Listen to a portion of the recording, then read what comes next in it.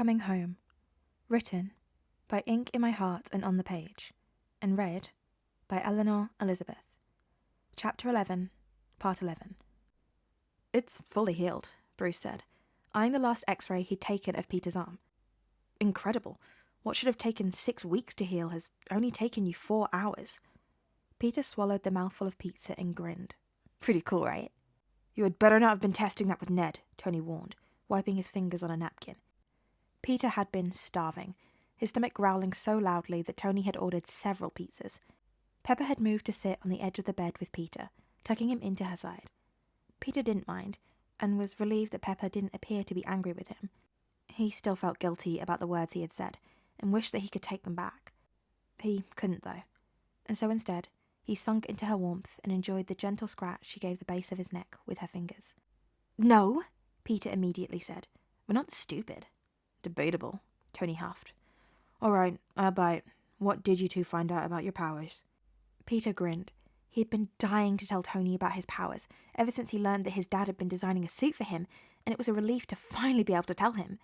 Well, I'm strong, Peter said, going with the obvious first. Yeah, I've seen video of you catching a bus, Tony huffed. Were you hurt at all doing that? Pepper asked worriedly. I was fine, Peter said. Just some cuts from the glass, but that healed up fine. Super strength, super healing, Tony listed.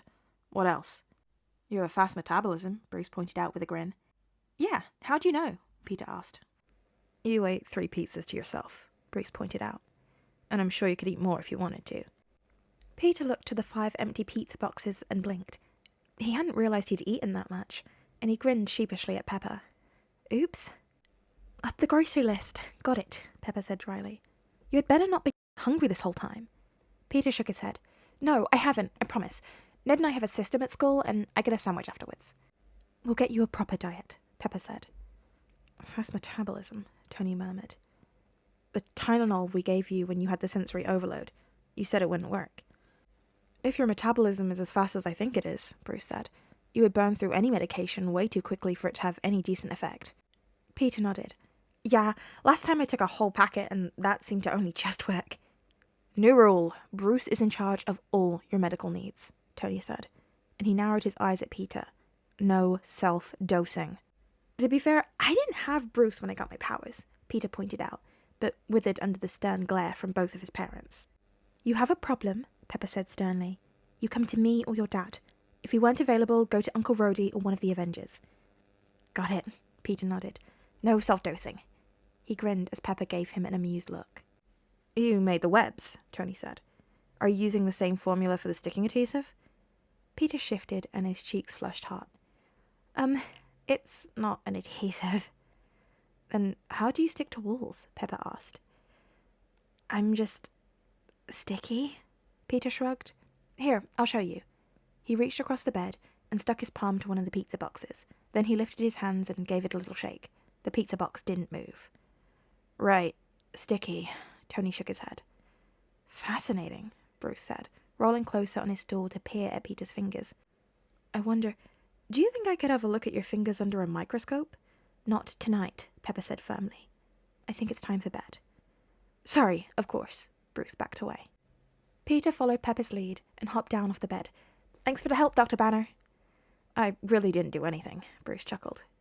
That was all you, but you're welcome. Thanks, Bruce, Tony said, shaking Bruce's hand. Really, I owe you. Bruce shook his head. Nah, anything for you guys. Peter allowed Pepper to steer him out of the med bay and towards the lift. He was surprised to find just Rhodey waiting for them, the rest of the Avengers nowhere in sight.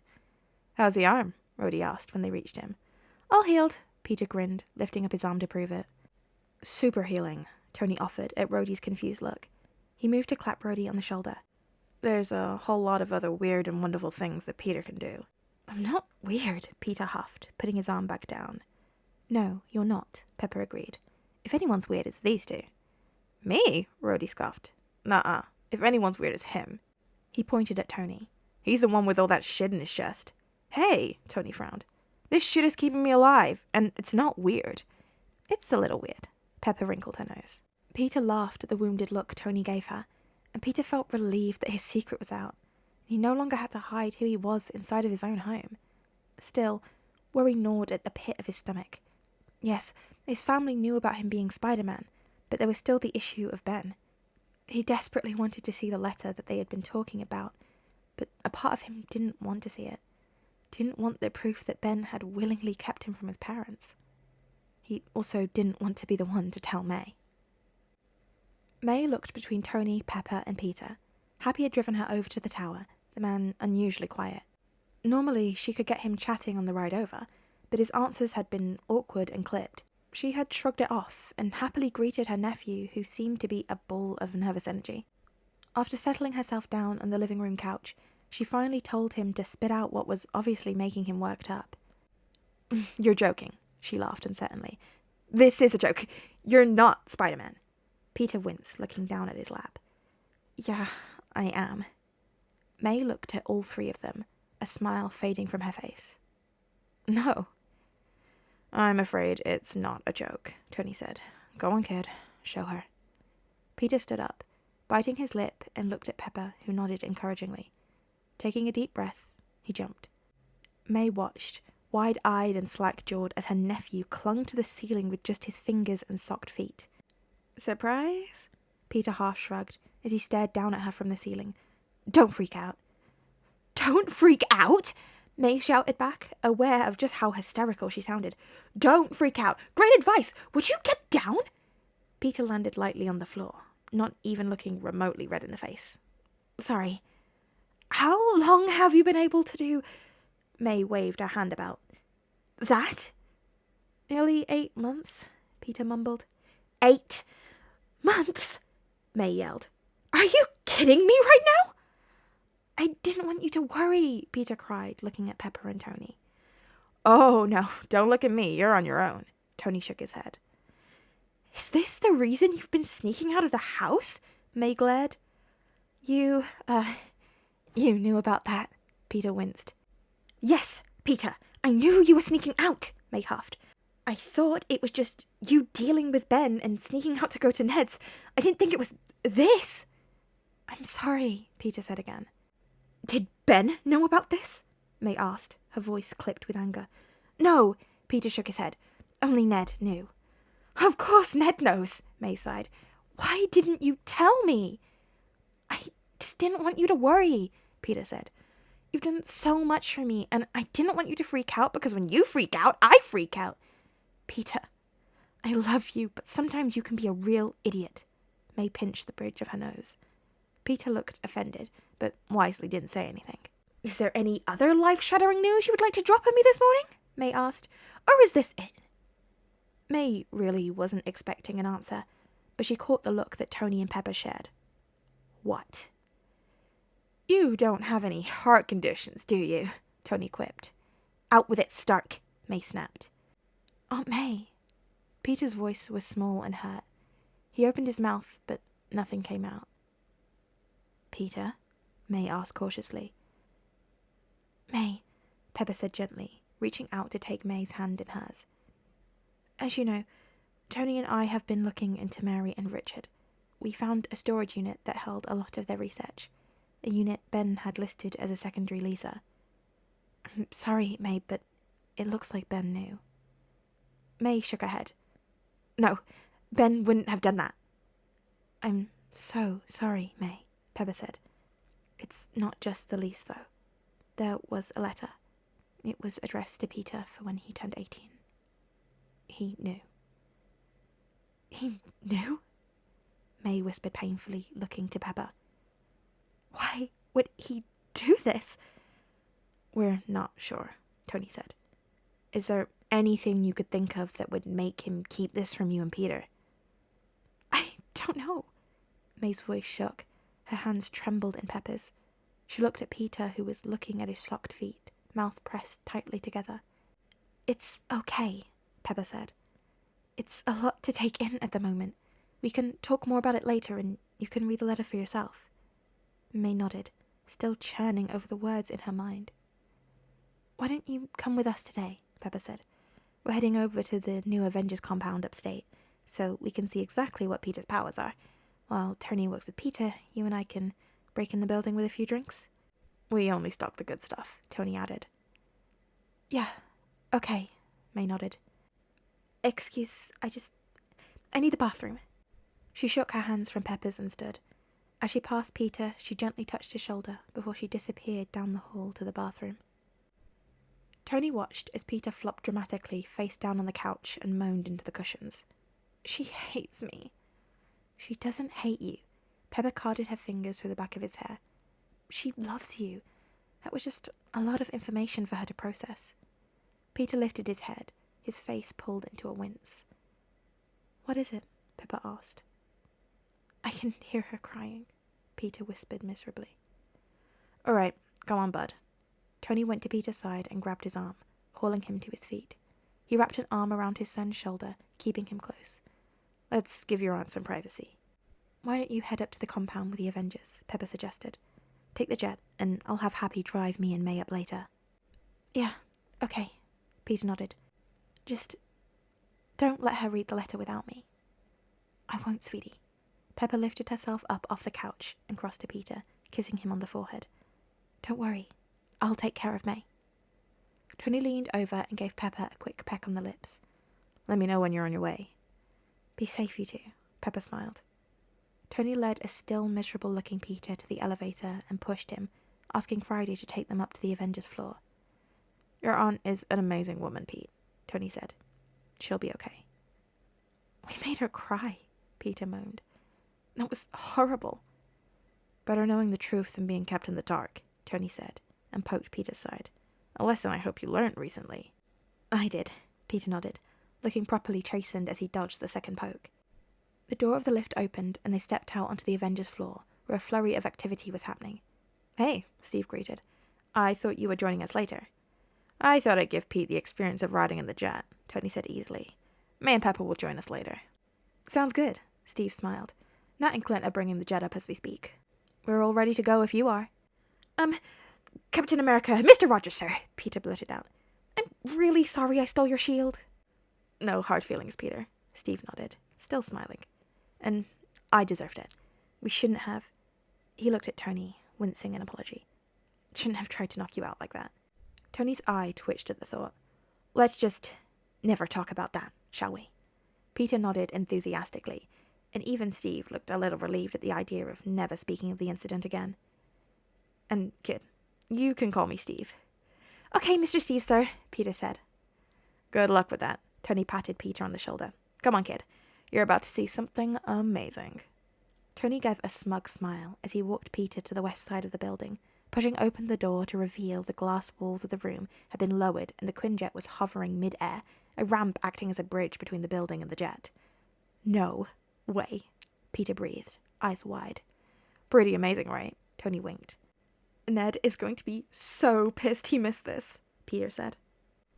Peter knew that his face was almost touching the glass, and he was pretty sure that Sam was laughing at him, but he didn't care. This was the coolest thing he had ever seen. The new Avengers compound was a sight to behold, and Peter was already planning how to ask his dad if Ned could come for a visit. Natasha and Clint landed the jet smoothly on the landing circle, and the whirring of the plane slowed until there was nothing but silence. As the back of the jet opened and the ramp came down, Peter pulled himself away from the window and bounded down the ramp, head tilted up as he looked at the building. Impressed? Tony asked, eyes squinting behind his sunglasses. Yes, Peter nodded. This is very impressive. You can have the tour later, Tony said, squeezing Peter's shoulder. I have something to show you first. Peter followed Tony into the building, trying to look at everything at once. They passed through hallway after hallway until they were turning into a lab. It was just as impressive as the ones at the tower, and much bigger. Peter was eager to explore every inch of it, but remained by Tony's side as he led him over to the far wall. Right, Tony cleared his throat. I can't stop you from being Spider-Man, but I can make sure that you have the proper tools and training so you don't get yourself hurt. He tapped at his watch, and Peter's jaw dropped as the wall clicked open and a completely finished Spider-Man suit was proudly displayed. I get the suit? Peter swallowed, looking at Tony hopefully. Your mom and I discussed it last night, Tony said grudgingly. You get the suit. Peter launched himself at Tony, hugging him tightly. Thank you! Tony patted Peter's back before gently pulling away. There is going to be some serious training before you go out in it, and I don't ever want to see that homemade suit again. I was on a budget, Peter huffed. It's really not that bad. Go on, try it on, Tony sighed. Peter let out a little whoop and started to strip out of his jacket. He tossed it on one of the nearby benches, along with his shoes, socks, pants and t-shirt, leaving him in his boxers. He grabbed the suit, slipping into the light material, and then grabbed the mask, slipped it over his head, and turned to face Tony.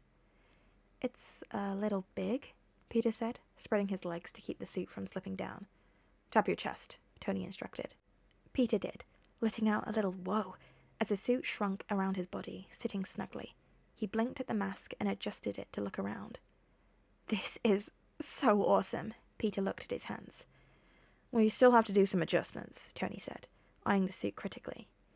Especially now that you can tell me about your powers. We can work it into the suit, but it'll have to be okay for today's training session. I'm training today? Peter asked. Yep, Tony grinned wickedly. It's time to go test out the new gym. May took a hearty gulp of the wine Pepper had poured for her. Thanks. You're welcome, Pepper said, pouring her own glass. The two of them had driven up with Happy to the new compound. May had been silent on the ride up, but Pepper had filled the silence with Happy, going over her schedule for the upcoming week, giving her the time to shift through her thoughts. When they had arrived, Pepper had led May to a large communal area and opened a bottle, pouring them each a drink. They settled on the couches, Happy having disappeared eagerly. May! Pepper and May turned to see Peter running towards her, dressed in a red and blue suit that was definitely not the handmade one he'd been running around in, a mask dangling from his hands. He had a huge grin on his face, and he was hot and sweaty. Tony was following behind at a much slower pace, tapping away at a Stark tablet. Peter vaulted over the edge of the couch, landing lightly beside May. You're here, May smiled. We made it. Are you okay? Peter asked worriedly. I'm confused, May finally settled on. She gestured at her glass. This is helping a little with the shock. Nice suit. Dad made it, Peter grinned. It's awesome. It's not finished, Tony said, finally joining them. He sunk down next to Pepper, giving her leg an appreciative glance over. I've got some major adjustments to make. Why don't you tell me about them? Pepper said, picking up her glass and standing, giving Tony a pointed look. Right, Tony grunted as he stood back up. You two can't drink on an empty stomach after all. May shook her head as the two wandered away and turned to focus on Peter. Are you really okay? Peter asked quietly. While I'm not a huge fan of this, May waved her hand over Peter's suit. I know there's no stopping you. I'm really proud of everything you've done. Peter's shoulders relaxed at her words, and she hated the tension that was sitting on his shoulders. And Ben? Peter asked. May sighed heavily. That is something I'm still working on. He loved us, Peter said quietly. He did, May agreed. Very much. I'm not sure why he would do this, but maybe this could give us some clarity. She held up the letter that Pepper had given her earlier. Have you read it? Not yet, May said. I wanted us to do this together. Peter nodded, shifting closer to May's side. No matter what this letter says, May said, I love you, and I'm so sorry about all of this. I love you too, Peter said. With a shaking hand, May opened the letter, smoothing it across her lap. It was old, the paper yellowing with age, the creases deeply set. There was no date written, only the following words. Dear Peter, first off, happy 80th birthday. If you're reading this, then I am no longer with you. I wish I never had to write this letter, and I really hope that I am there, so I never have to give it to you. There are some things, however, that I cannot let die with me if anything was to happen. The day we took you in was one of the happiest and saddest days of my life. You are the greatest nephew an uncle could ever ask for. And as you grow, I can see that you're growing to be a great young man. You're incredibly smart. You can do anything you put your mind to. I hope you never lose your curiosity, as I know you will achieve great things. There is a reason why I'm writing you this letter. Tonight, your aunt and I came across a real possibility of losing you. I'm not afraid to tell you that this was one of the scariest things I've ever been through. I can't bear to think of ever losing you or May. You are the greatest loves I have in this world. It is why I must keep who you really are to myself. But now you are 18. There are new choices and responsibilities that you have as a young man. You are not really a Parker. I have only recently found this out for myself, and it horrifies me what my brother has done. You, Peter, are the son of Pepper and Tony Stark. It is up to you if you wish to get to know those who brought you into this world. I only hope that you will remember me with fondness. I am sorry that I kept this from you for so long. Not even May knows what I found out. You have already been through so much, and I just wanted to keep you safe and have a normal, if such a thing is possible, childhood. I love you with all of my heart, and I'm deeply sorry. But please remember, I did this to protect you. All my heart, Ben. Oh, Ben, May whispered, tears rolling down her cheeks. What did you do? He knew, Peter whispered painfully. He wasn't going to tell us till I was 18. God, Peter, I'm so sorry. May wrapped her arms around Peter, pulling him tightly into her body. Peter returned the hug, and she felt hot tears on her neck as his body shuddered. Why would he do this? I don't know, May whispered, and hugged Peter tightly. They stayed like that, the words Ben had written churning over in their minds. Hurt settled deeply in May's heart. How could Ben have kept something like this from her? All those years they had been married, and he'd never mentioned that Peter wasn't legally theirs. He had willingly kept Peter away from Tony and Pepper. Something had scared Ben so much that he had kept Peter all those years. The Stark Expo, May murmured. Peter pulled back, tears rolling down his cheek. The Stark Expo, May repeated. We nearly lost you that night. She turned, and across the distance she found Pepper and Tony in the kitchen. Tony's hands were waving around as he spoke, and Pepper listened with an amused smile on her face. May stood and walked over to them, Peter trailing after her. What are you talking about? Peter asked. May didn't answer. Instead, she headed to the kitchen, quickly gaining the attention of Pepper and Tony. May? Pepper asked, her face creasing with worry. You've read this? May asked. Both nodded. I think... May started, shaking her head in an attempt to get some clarity. I think I know why Ben did this. He talked about nearly losing Peter. Yeah, Tony nodded. We weren't sure, but from what else we found out, we reckon Peter must have been about 8. He was, May said. When Peter was 8, we took him to the Stark Expo. Oh, Peter blinked. The one where the robots attacked? Tony and Pepper both cried. You were there? Ben and I decided to take Peter, May explained. Like I said, he was obsessed with you. It was actually Ben's idea. We didn't have enough money to get good tickets, but Ben pulled a couple extra shifts to get the tickets to take Peter. He was adamant we take him. You think he was going to tell us there? Pepper realized. Yes, May nodded. But those robots attacked Peter. He was wearing one of those Iron Man masks that we got in him, little light-up gloves with the... May made a motion of a circle on her palm. That glowed. One of the bots. It landed right in front of Peter, and Ben and I were too far away. The crowd had separated us. I blasted it, Peter murmured. Or, I believed I did. You were behind me, and you said, good job, kid. That was you? Tony demanded, face pale. You were right there? I'd never seen Ben so scared. May shook her head. We both were. We got out of there as soon as we could. Peter wasn't harmed. He was excited about the whole thing. I got Peter ready for bed because Ben said he had to step out. I thought he just needed some time to process. But he was writing this letter, Pepper said. I don't know what he was thinking, May sniffed. But you saved your son that night. He had no right to keep Peter away from you. I'm sorry. May took Peter's hand, giving it a squeeze, and felt relief when he squeezed it back. Chapter 12, Part 12. Wait, so Ben knew?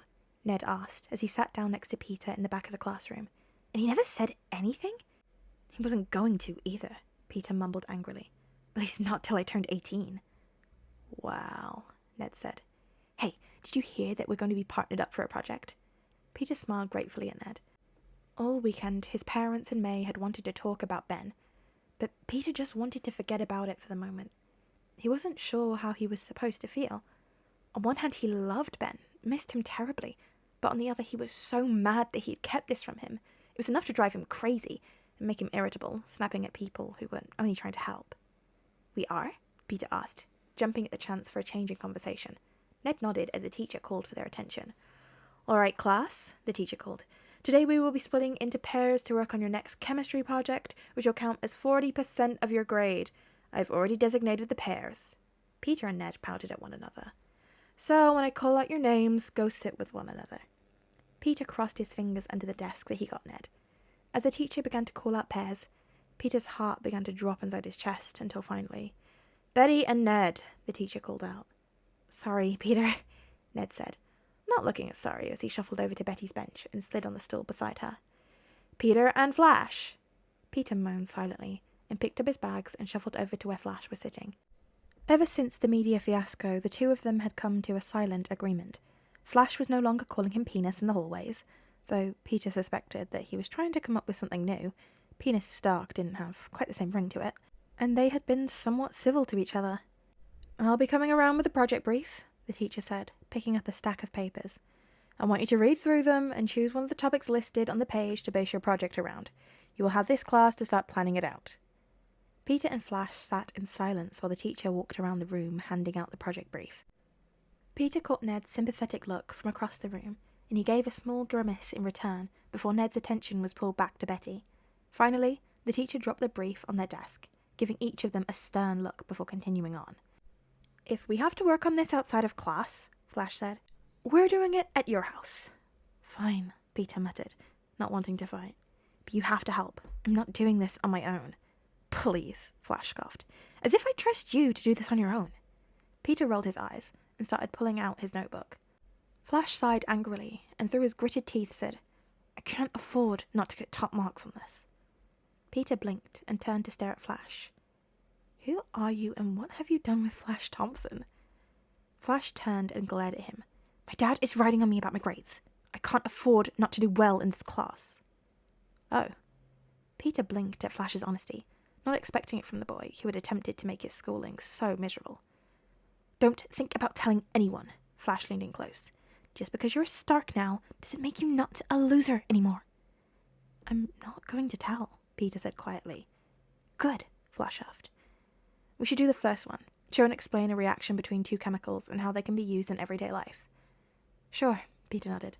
What two chemicals do you want to use? For the rest of class, the two of them worked together and put together an outline for their project. Flash was smart, when he wasn't being a dick, and the two of them managed to come up with something tangible by the end of class. When the bell rang, Flash picked up his things. Start researching the chemicals and what they're used for, and I'll start the introduction to our report. We'll start by putting the report together next class. Then he was out the door before Peter could put in any input. Dude, you lived, Ned said when Peter met him by the door. I did, Peter nodded. Flash was not his usual self. Do you think he's dying? Ned asked as they started walking to the next class, dodging through the sea of students who were doing the same. Peter shook his head with a laugh. No, Ned, he isn't dying. Ned shrugged. Something's got to be wrong if Flash isn't being his usual self. Maybe the media got to him. Do you think they're spying on you? Do you know how much trouble Flash would be if he was caught spying on me? Peter asked. No way Flash would risk the wrath of Mum and Dad. True, Ned said. His eyes widened comically. Imagine Iron Man coming after you. Imagine Mum, Peter shuddered. Hey, losers, MJ greeted them as they joined her at her desk in the next classroom. Hey, Peter greeted, pulling out his English book. Maybe Flash is a clone, Ned said, eyes widening. Maybe it's an alien using Flash's body to gather intel. Why would an alien infiltrate a high school? MJ asked. Would it make more sense for them to overtake the government first? Valid point, Ned deflated. Why do you think Flash is a clone? MJ asked. Peter got partnered with him in chemistry, Ned explained. MJ peered closely at Peter and seemed satisfied with what she saw before she opened up her notebook and picked up her pen and started drawing. Agent Williamson, Tony greeted, trademark press conference smile on his face. Welcome to Stark Industries. Thank you for meeting me here. Williamson nodded, settling on one of the seats in Pepper's office. What exactly is this meeting about? Pepper asked. You were a little vague over the phone. Sorry about that, Williamson apologized. This wasn't something I could discuss over the phone. Has this got something to do with Peter? Tony asked as he took a seat himself. The camera-ready smile was gone, and he was replaced with a softer look that Williamson had begun to see over the years. It does. I know you've been looking into Richard and Mary Parker, Williamson said. I'd be stupid to think you weren't. We have been, Pepper agreed slowly. I also assume you found something, because anything to do with Ben Parker seems to be vanishing any time I try to look into it, Williamson said, his tone disapproving. There's no need to look into Ben, Tony said, his face carefully blank. We've learned everything we need to from there. Williamson nodded once. I'd appreciate it if you could send over your findings so I could officially close that part of the investigation. Well, send it over to you, Pepper nodded, making a note on her computer. There is something else you need to be made aware of. Peter's blood sample from his file has been deleted and has gone missing from the FBI. Tony and Pepper shared a look. It was stolen? I went through the file to see who'd last had access to it. Agent Harper was the one who deleted it, and has since not shown up for work. I'm in the process of tracking her now. Williamson shifted in his chair. I know the type of work Richard and Mary were into, and aware they may have experimented on Peter, causing something about him to change, though I don't understand the extent of it. How well do you know this Agent Harper? Tony asked, grabbing the tablet off Pepper's desk and tapping at it quickly. This was the first time I was working with her, Williamson said. She has been at the FBI for 6 years and has been working with other kidnapping cases, but was never assigned to Peter's until after he was found to help with the investigation. She asked for herself? Tony asked. No, Williamson said. I asked for her. She had a good record, and I thought she'd be an asset. When did you notice the blood sample missing? Pepper asked, her own fingers flying across her keyboard. Last night, Williamson said. I've got the rest of my team trying to track her down as we speak, but thought you should be aware as she may be possibly going after Peter. Thank you for telling us, Pepper nodded. Let me be clear, Williamson said. You find her, then she has to be brought to the FBI. She's our agent and our responsibility. Neither Pepper nor Tony made any sort of motion of agreement. Williamson sighed. At least call me if you find her. We will, Pepper agreed. I have to get back to work. Williamson stood to his feet. Just one more question. Yes, Tony prompted. Peter's blood sample. Is he sick? Williamson asked. No, Tony said, but it's complicated. Williamson nodded and did up the middle of his suit jacket. I'm in your corner. Remember that. He nodded at them and headed to the door, pulling out his phone to make a call to the office for an update. I'm running her through our system, Pepper said, as soon as Agent Williamson had left her office. I've already sent an update to Steve, Tony said. Friday, update all security protocols. Nobody gets into this building without us knowing. Clear? Clear, boss, Friday answered. Pepper shook her head, sinking back into her chair. She held her hands over her eyes and breathed deeply through her nose. I'm not going to let anything happen to him, Pep, Tony said. Pepper removed her hands and saw that her husband had stood and was now perched at the edge of her desk by her side. I know, she said, and hated that her voice was watery. Peter's 15. He should be worried about his body changing and girls, not about his identity being discovered or worried about being kidnapped for a second time. I can see you blaming yourself and I want you to stop, Tony said firmly, surprising Pepper. She always forgot how good Tony was at reading her. While everyone saw a self-centered, eccentric man with no regard for anyone but himself, and once upon a time he had been, she knew that that was not the case. This is in no way a reflection on us as parents. What if Ben was right? Pepper asked quietly, the words tasting bitter and wrong on her tongue. He was wrong, Tony all but growled. He never should have kept Peter from us. We are his parents, and we would never let any harm come to him. Pepper mentally scolded herself. This is exactly what Obadiah had wanted when he had taken Peter. Wanted them to question themselves as parents, wanted to rattle them and throw them off their game so he could swoop down and take what was theirs. He was dead now, and she refused to let this Agent Harper do the same. You're right. I don't know why I said that. Peter's our son. It will not let this Agent Harper get her hands on him. Tony nodded and hopped off the desk. I'm gonna go meet with Steve. We're gonna make a plan. Pepper nodded, standing up and giving her husband a kiss. I'll call Happy and give him a heads up on everything. Then I'll speak to May. You think it's best to tell her now? Tony asked. Pepper had been reluctant for May to leave the tower when Peter had gone back to school after learning the news about Ben. May was still coming to grips with it, and it would be some time before she would be able to come to terms with what her husband had done. May had assured her that she needed some time to herself and would be fine. Pepper was reluctant to add yet another thing to May's plate, that her nephew was in danger of either being exposed as being Spider-Man or something much sinister was in the works. She deserves to know that her nephew might be in danger, Pepper said. Your call, Tony said. What are we going to tell Peter? We have to tell him, Pepper said. Keeping information from him last time didn't do us any favours. We'll tell him together, tonight. Love you, Tony said, kissing Pepper lightly on the lips. Peter's going to be okay. We won't let anything happen to him. Pepper smiled and watched her husband leave, but couldn't stop the sinking feeling in her chest. They would fail their son once again. Agent Elizabeth Harper sat low in her car, watching the entrance of Midtown School of Science and Technology. It was the first time she had parked in front of the school, her training with the FBI making it easy to spot that the school was not under surveillance yet.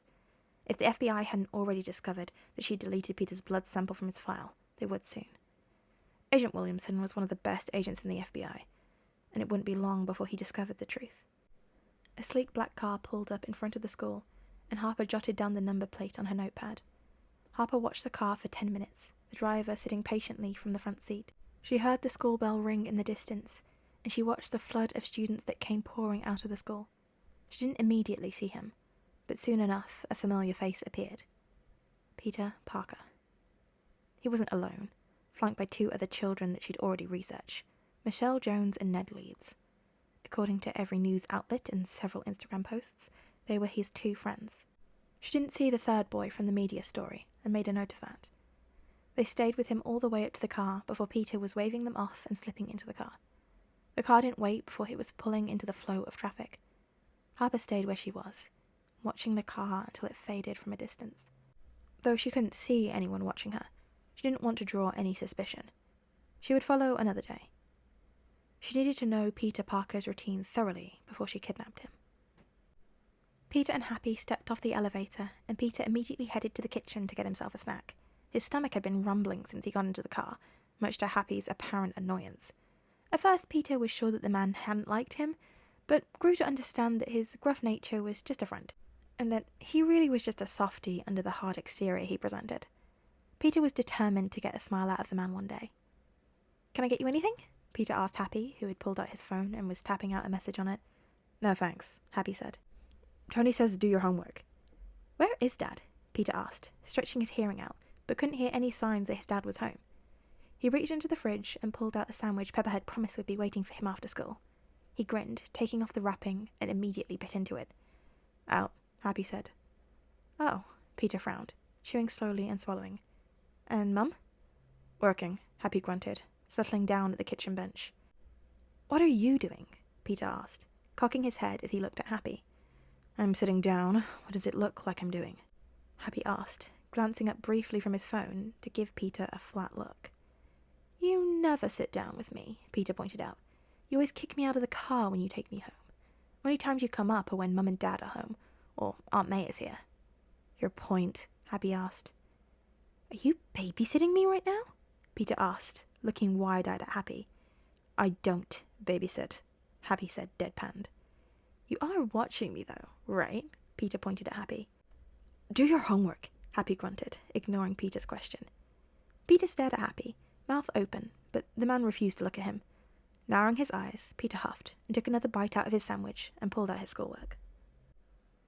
Tony stepped out onto the floor and paused as he took in the scene in front of him. Happy was sitting unperturbed at the kitchen bench, tablet in hand, while Peter hung upside down from the ceiling, math directly under him as he punched in numbers into his calculator before reaching down and writing the answer in his notebook. Tony watched the scene for several seconds, eyes flicking between the two who seemed to be in a comfortable routine. It had better be showing you're working, Tony said, finally stepping into the kitchen. Dad, Peter grinned at him. Maybe you can tell me. I'll tell you what, Tony hummed, going for the coffee machine. Why Happy is acting like a babysitter, Peter said. Not a babysitter, Happy grumbled. Why did you ask Happy to watch me? Peter asked. Didn't want you to come home to an empty tower, Tony shrugged, keeping his face blank and his voice casual. None of the Avengers are in right now. Oh. Peter placed his calculator down, looking slightly disappointed. At least Tony thought he was. It was hard to tell when he was upside down. Why are you upside down? Tony asked, pouring his coffee into a mug and taking a sip. Peter shrugged. I don't know. He wouldn't stop fidgeting. Happy looked up from his tablet. This is the most settled he's been since we got here. Not true, Peter defended. Right. Well, I'm feeling lightheaded just looking at you, so could you please sit upright? Tony asked. Peter flipped himself upwards before swinging onto the web and landing lightly in front of Tony. Why is everyone out? Is there a mission? Can I go? I promise I'm ready. Tony shook his head, giving his son an amused smile, though he was far from amused. While Wanda and Vision had elected to stay at the compound and Scott had returned to San Francisco, the rest were spread out across New York and Queens, looking for any leads on Agent Harper. Steve, Clint, and Natasha had headed to the FBI to speak with Agent Williamson, while Rhodey and Sam were using their connections to see if anyone could give them any information on the woman prior to the FBI. Bruce was on his own field trip to Oscorp to see if he could get any further with the Richard and Mary research, while Thor was still off-world. Tony already had Friday running a search on anything she could find. Tony didn't want to admit it, but he was nervous. He wasn't sure why Agent Harper had taken Peter's blood sample, but if Agent Williamson had been able to see that something was strange about Peter's blood, then it was safe to assume that Harper had as well. He didn't want to tell Peter. His son already had so much to deal with. Ever since learning about Ben, he had been irritable, as it was to be expected. He was refusing to talk about it, despite their best efforts. If they pushed too hard, Peter would retreat to his room or the ceiling where they couldn't bother him. There's no mission, kid, Tony said. And no, you're not ready. You'll be ready when you can pin Natasha to the ground. As if she would let me live after I did, Peter rolled his eyes. Can I go out patrolling? No! Tony immediately countered, and he internally winced at the frustration that appeared on Peter's face. Why not? I haven't finished the updates on your suit, Tony said, which wasn't a lie. And you're not going out in that homemade onesie. I was doing just fine in it before I had the suit, Peter huffed. You promised me that I could still be Spider-Man. And I'm keeping my promise, Tony sighed. The suit just isn't ready yet. I want you to be safe, kid. To his relief, Peter sighed, and the fight seemed to leave his body. I finished my homework. Can we work on it now? Has he really finished his homework? Tony asked Happy. He's all yours, Happy said. You want to come to the lab too? Peter asked, gathering up his homework and slipping it back into his backpack. I can show you my suit. You haven't seen it yet. I have work to do, Happy said, deadpanned. Come on, Hap. Throw the kid a bone, Tony smacked. He knew that Happy was putting on a show.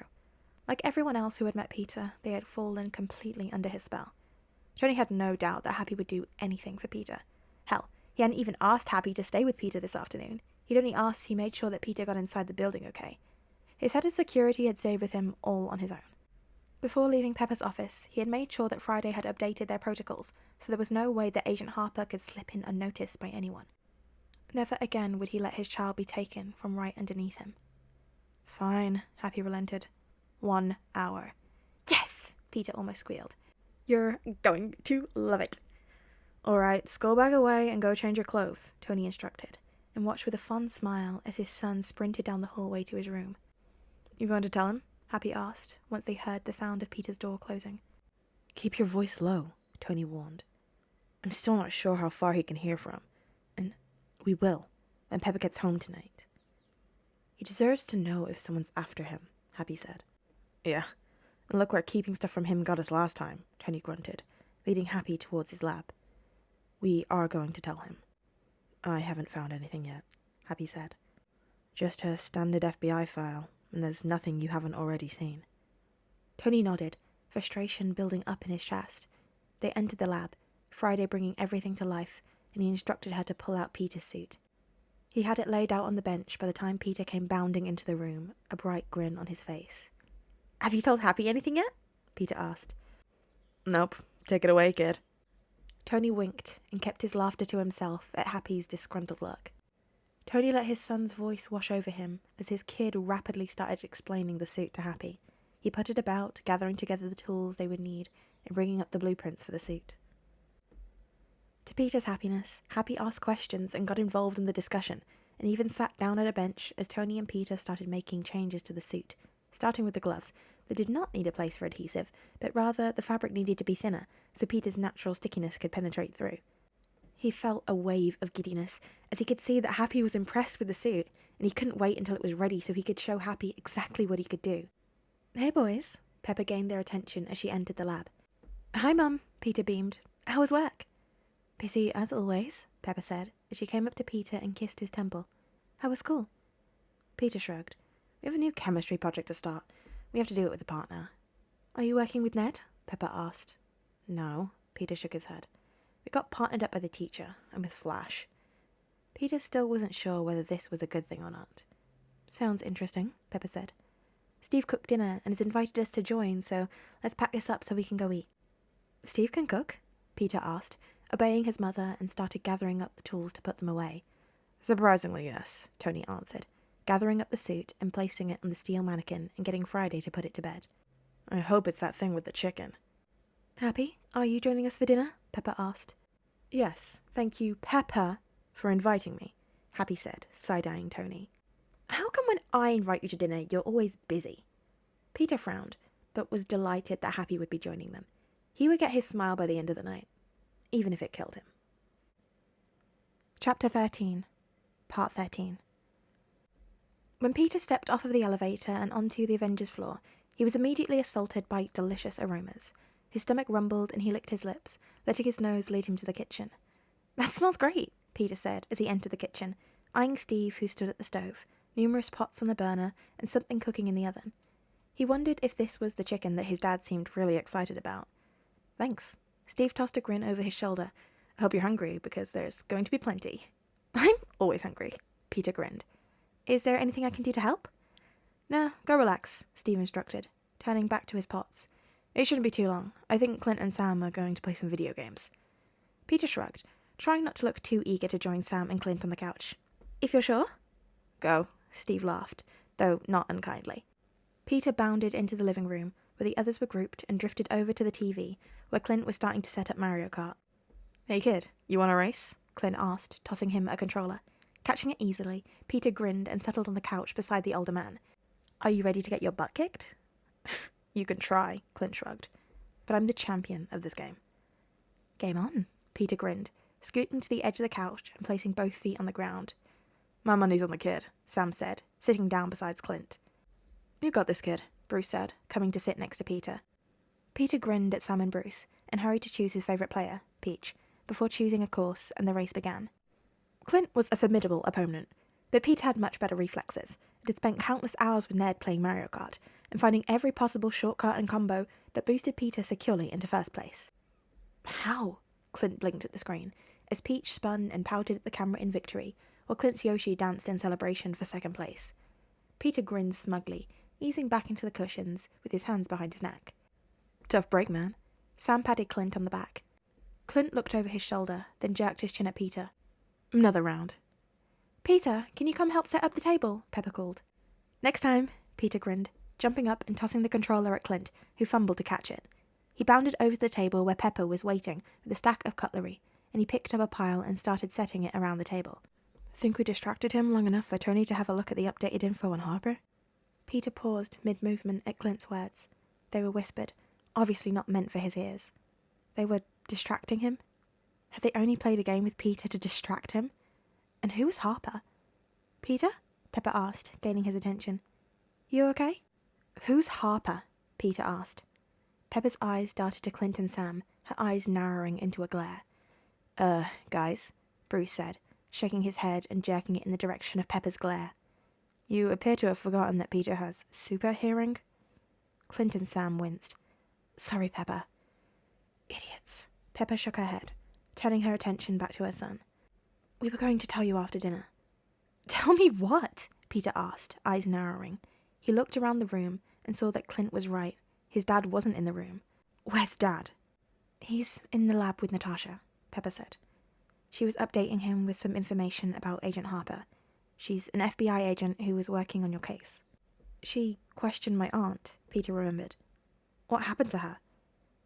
"She hasn't turned up at work for a few days. And your blood sample is missing from the FBI. It looks like she's taken it, Pepper explained, gently taking the cutlery from Peter. She gently pushed him down into the nearest seat and took the one beside him. Why would she want to take my blood? Peter frowned. Your blood shows up differently to that of a normal blood sample, Bruce explained as he walked over to them. There are markers that show a mutation. As Bruce's words sunk in, Peter shot an alarmed look at his mother. Wait, does she know that I'm Spider-Man? It's possible, Pepper said. She reached out and took Peter's hands in hers. It's okay. We're working on finding her, and we won't let anything happen to you. What if she tells someone? Peter cried. Mum, what do I do? It's okay, Pepper soothed, but panic was slowly taking over Peter.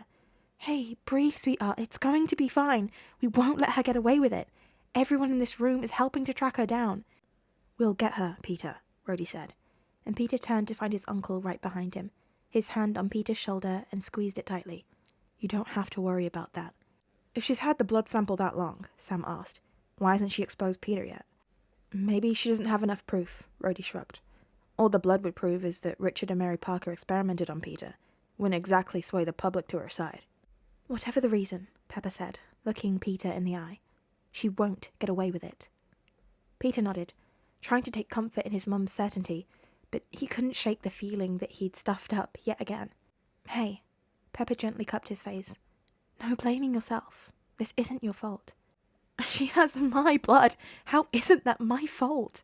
Peter asked miserably. All I've done is stuff up since I came home. Peter Stark, you have not stuffed up, Pepper said firmly. None of this is your fault, okay? None of it. I'm sorry everything's been so difficult lately, but it's not your fault. Okay, Peter whispered, and his eyes fluttered shut when Pepper kissed him on the forehead. Let's finish setting the table and have some dinner. Pepper pulled back and smiled softly at Peter. Nodding, Peter got to his feet as his mum did. He bit his lip as he continued to set the table, but couldn't help but feel that this was all his fault, and he had brought nothing but trouble to his parents. What did you find out? Tony asked as he and Natasha entered the lab. Harper's record appears to be clean, but it's too clean, Natasha said. There's nothing before she started at the FBI. Whoever this woman is, she did a good job of clearing her tracks. We are better, Tony said firmly. There was nothing that was going to stop him from finding this woman and putting an end to the whole kidnapping saga. We are, Natasha agreed.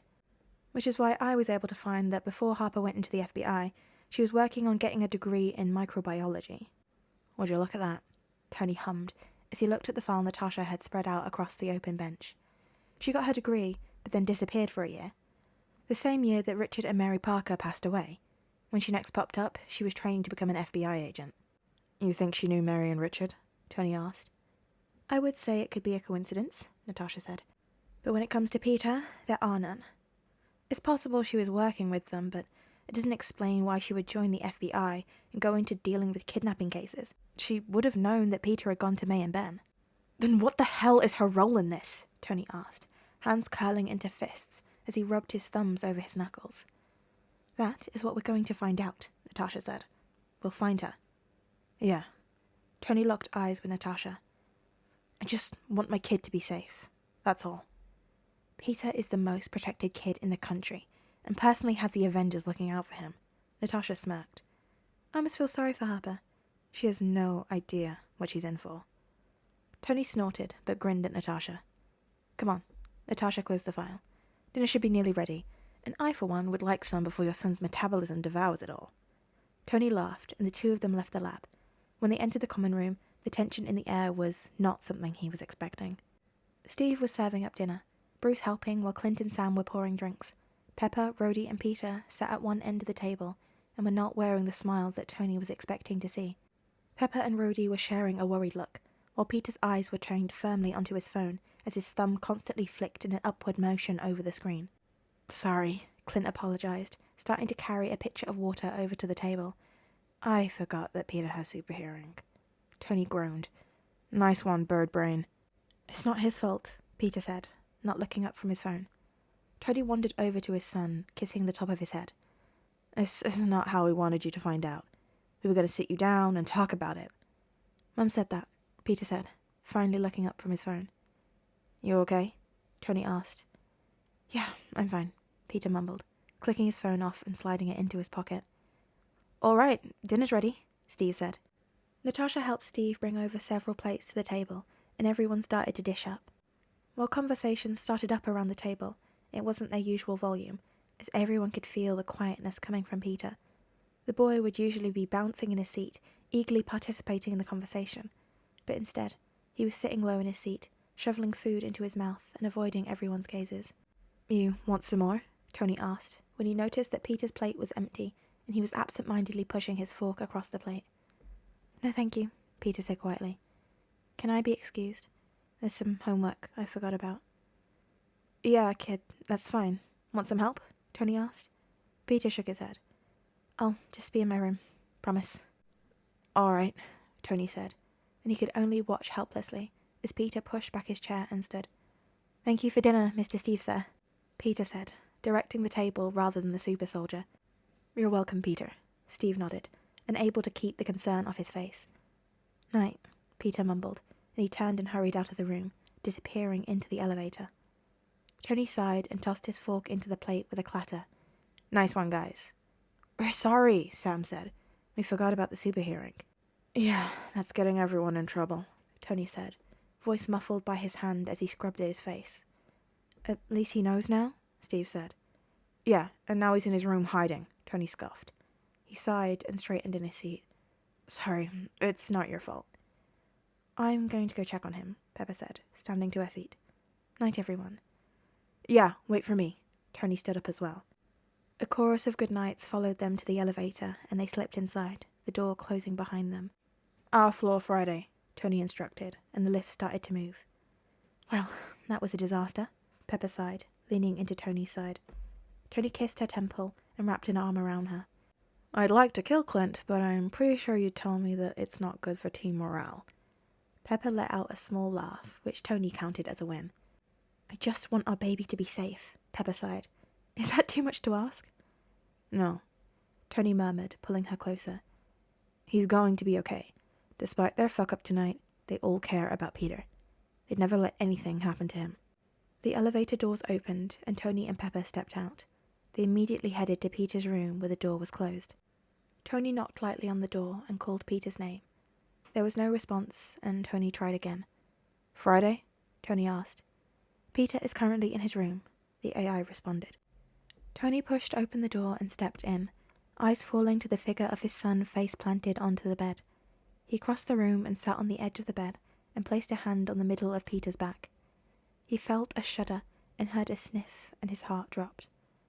Oh, kid, Tony whispered. It's going to be okay.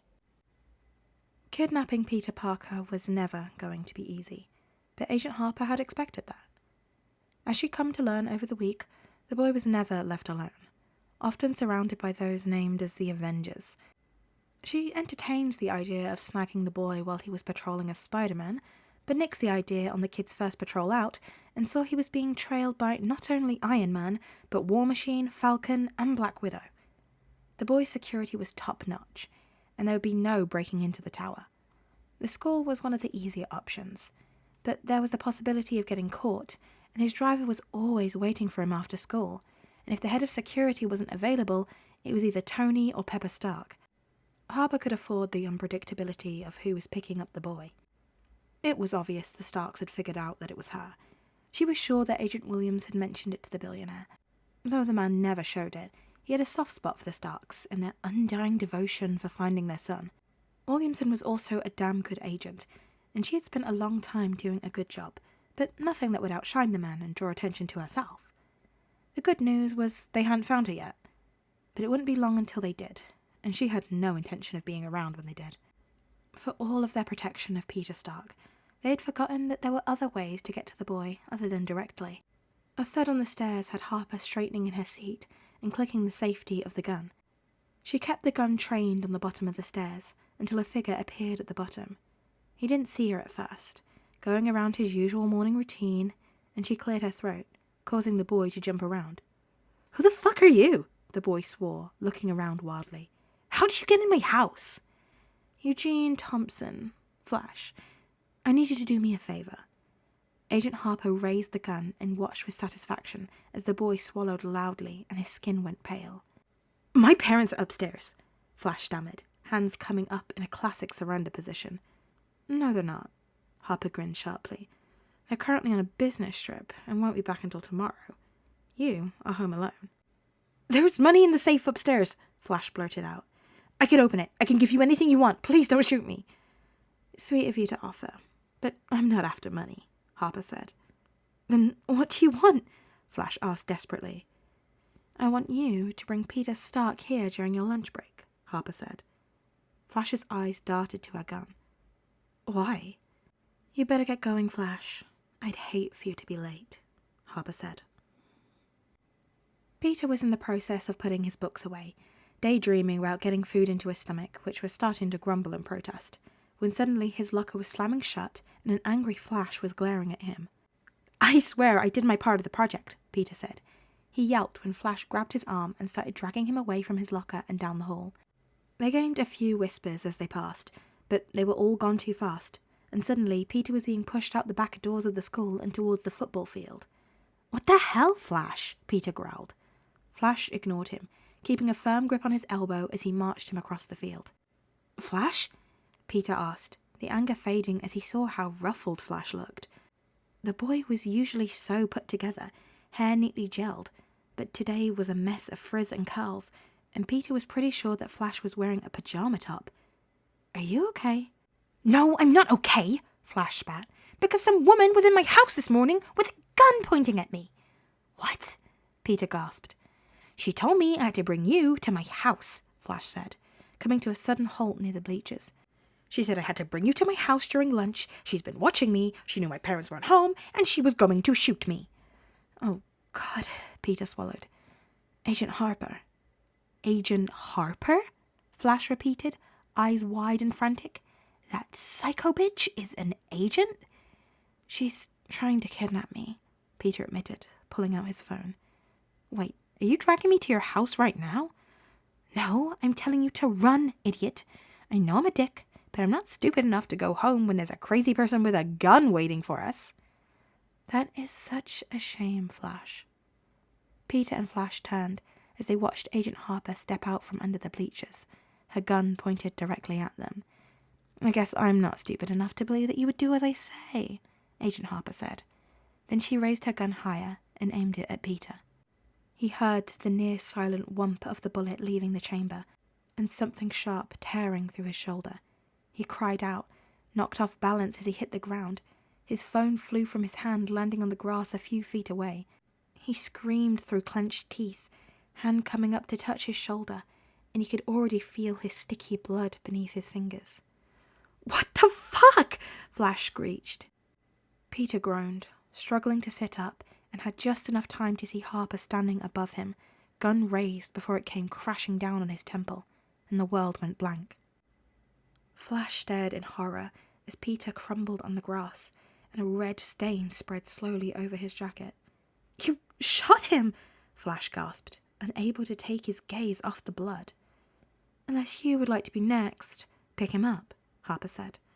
Flash couldn't tear his gaze off of Peter, the boy pale and unmoving. He flinched violently when he felt the cool press of the barrel against the back of his head. "Hurry now, Flash. Wouldn't want anyone to see us," Agent Harper purred. Flash swallowed thickly, kneeling down and scooping Peter into his arms. The boy was lighter than he had expected, his head rolling back as he remained unconscious. Flash stood, legs shaking as he turned to face an expectant-looking Harper. "Good boy. Let's go," Harper said, and started walking towards the side gate. Flash cradled Peter to his chest, arms shaking as he followed Harper, casting a pleading look back to the school, hoping that someone just witnessed what had happened. "Have you seen Peter?" Ned asked MJ, scanning the cafeteria but could see no sign of his best friend. "Not since class," MJ said, eyes never leaving her book. "He said he would meet me here once he put his books away," Ned said. "He should be here by now. I could hear his stomach growling in class." "Maybe he went to the bathroom," MJ shrugged. She lifted her gaze from her book. Ned bit his lip. "Maybe." His gaze landed on Betty, who was strolling through their lunch table, and he straightened his posture. thoughts of his best friend briefly taking a hiatus. "Hi, Ned.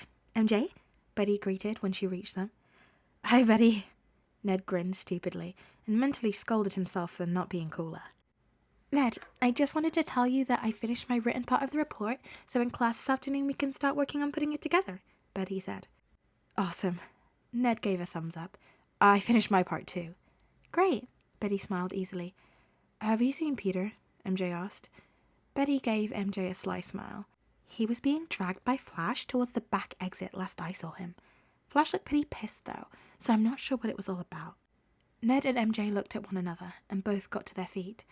"Thanks, Betty," MJ said, stepping over the seat and started heading towards the doors.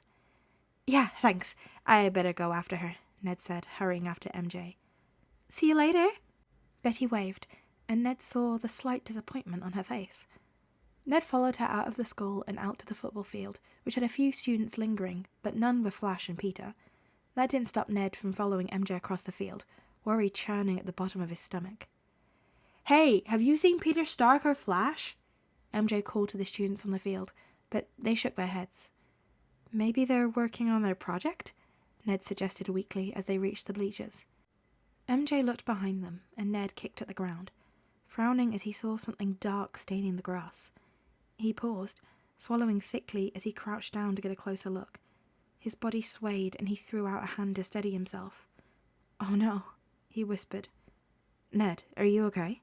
MJ asked, hand coming to rest on his shoulder. "That looks a lot like blood," Ned said weakly. MJ crouched down beside him and stared at the spot on the grass. "Can you track Peter's phone?" MJ asked.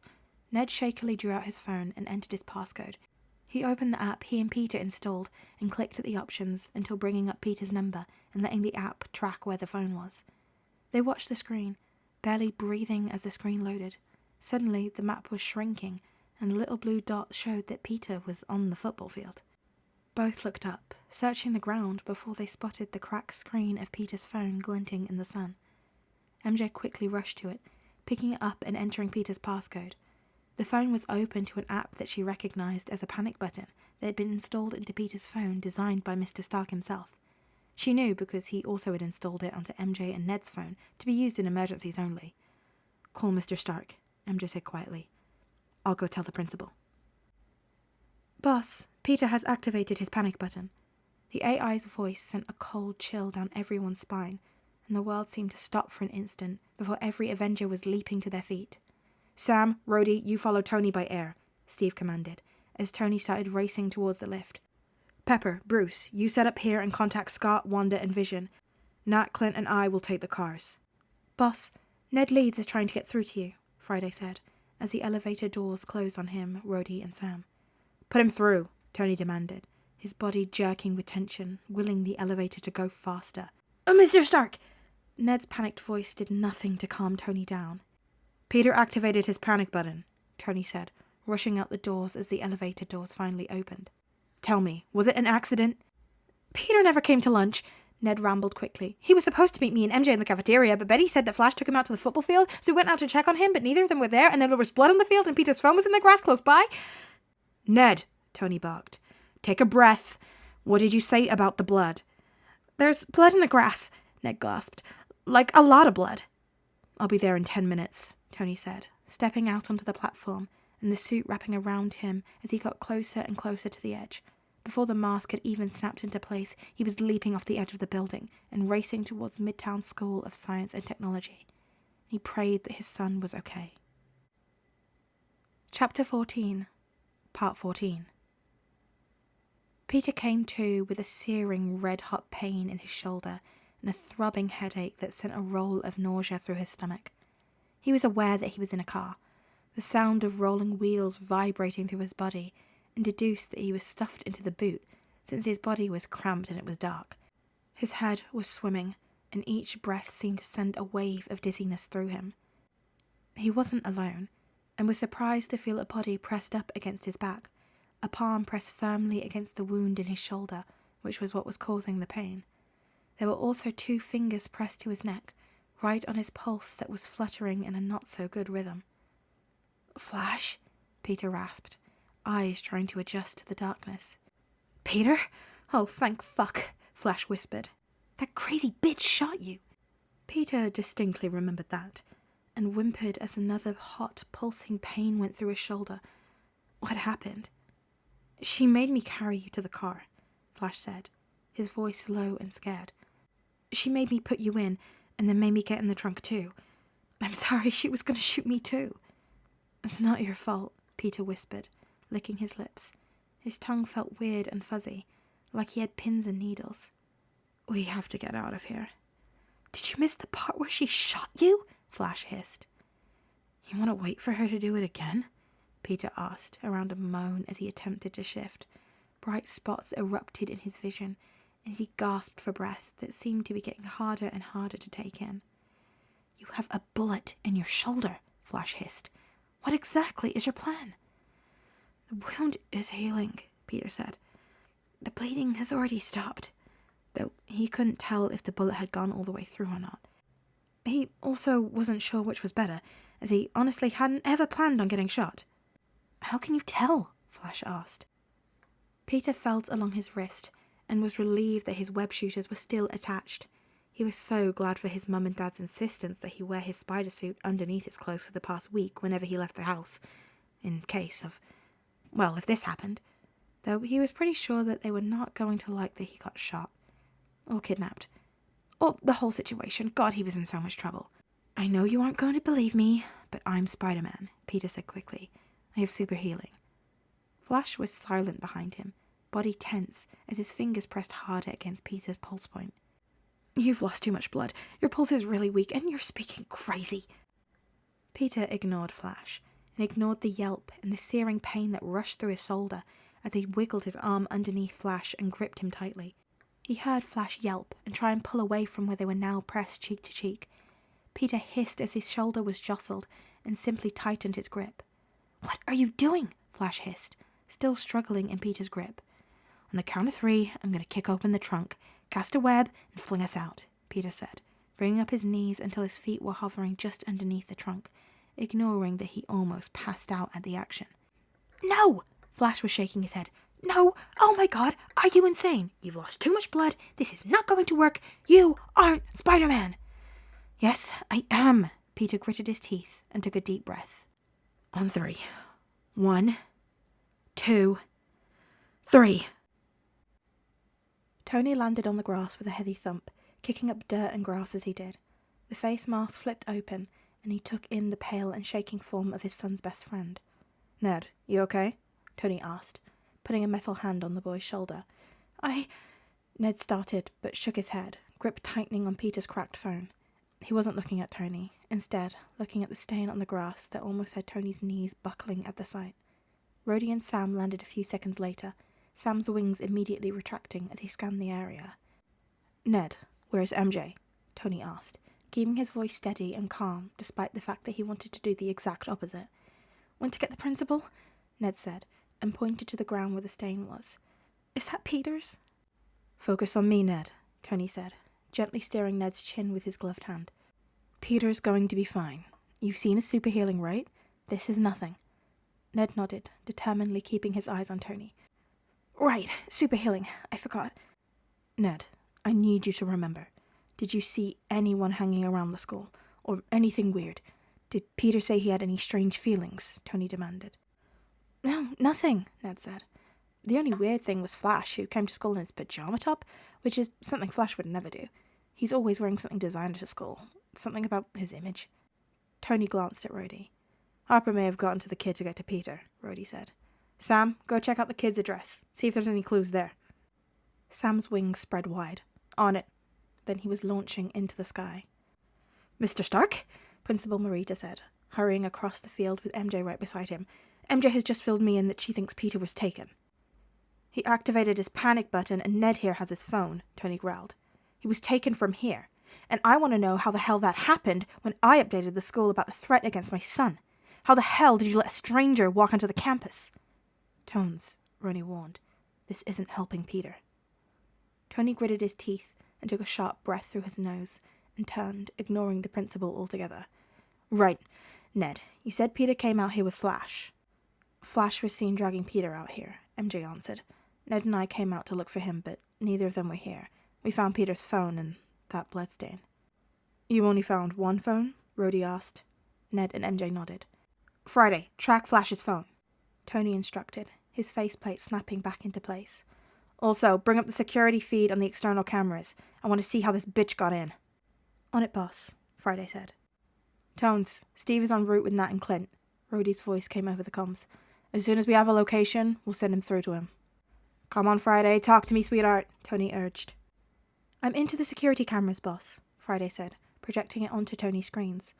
I've also managed to capture a license plate, and I'm currently tracking it through the cameras throughout the city. Rhodey, did you get all of that? Tony said, and he turned to MJ and Ned. Got it. Rhodey nodded and blasted into the air. Mr. Stark, MJ said, please bring Peter back. I intend to. Tony nodded at MJ, and then he was blasting into the air. Friday, switch comms on for the whole team, Tony instructed. Tony? Pepper's frantic voice filtered into his ear. Friday's tracking Flash's phone, and she's got a hit. Call it, Tony demanded. I've been trying to, Pepper said. Nobody's answering. I'll keep trying, though. Tony, looks like she's headed out of the city, Natasha said, the roar of the car echoing in the comms. We're following her now, ETA 10 minutes. Rhodey and I will get there first, Tony said. Tony, cameras show that Flash was putting Peter into the trunk before getting in himself, Bruce said, and there was clear hesitation in his voice. Doesn't look like Peter was conscious. Shit, Tony swore. I think he's injured. There was blood at the skull. He pushed his suit to go faster. The city was falling away beneath him as he and Rhodey flew fast and hard.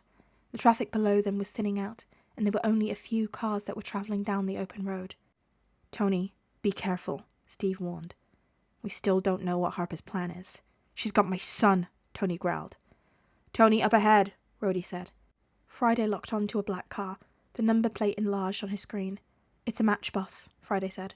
Got it, Tony said, heart beating rapidly in his chest. He and Rhodey fell into line beside one another, flying hard towards the car. Tony lined up a small rocket, launching it in a trail smoke. It soared over the front of the car, landing on the road a few meters ahead, where it exploded.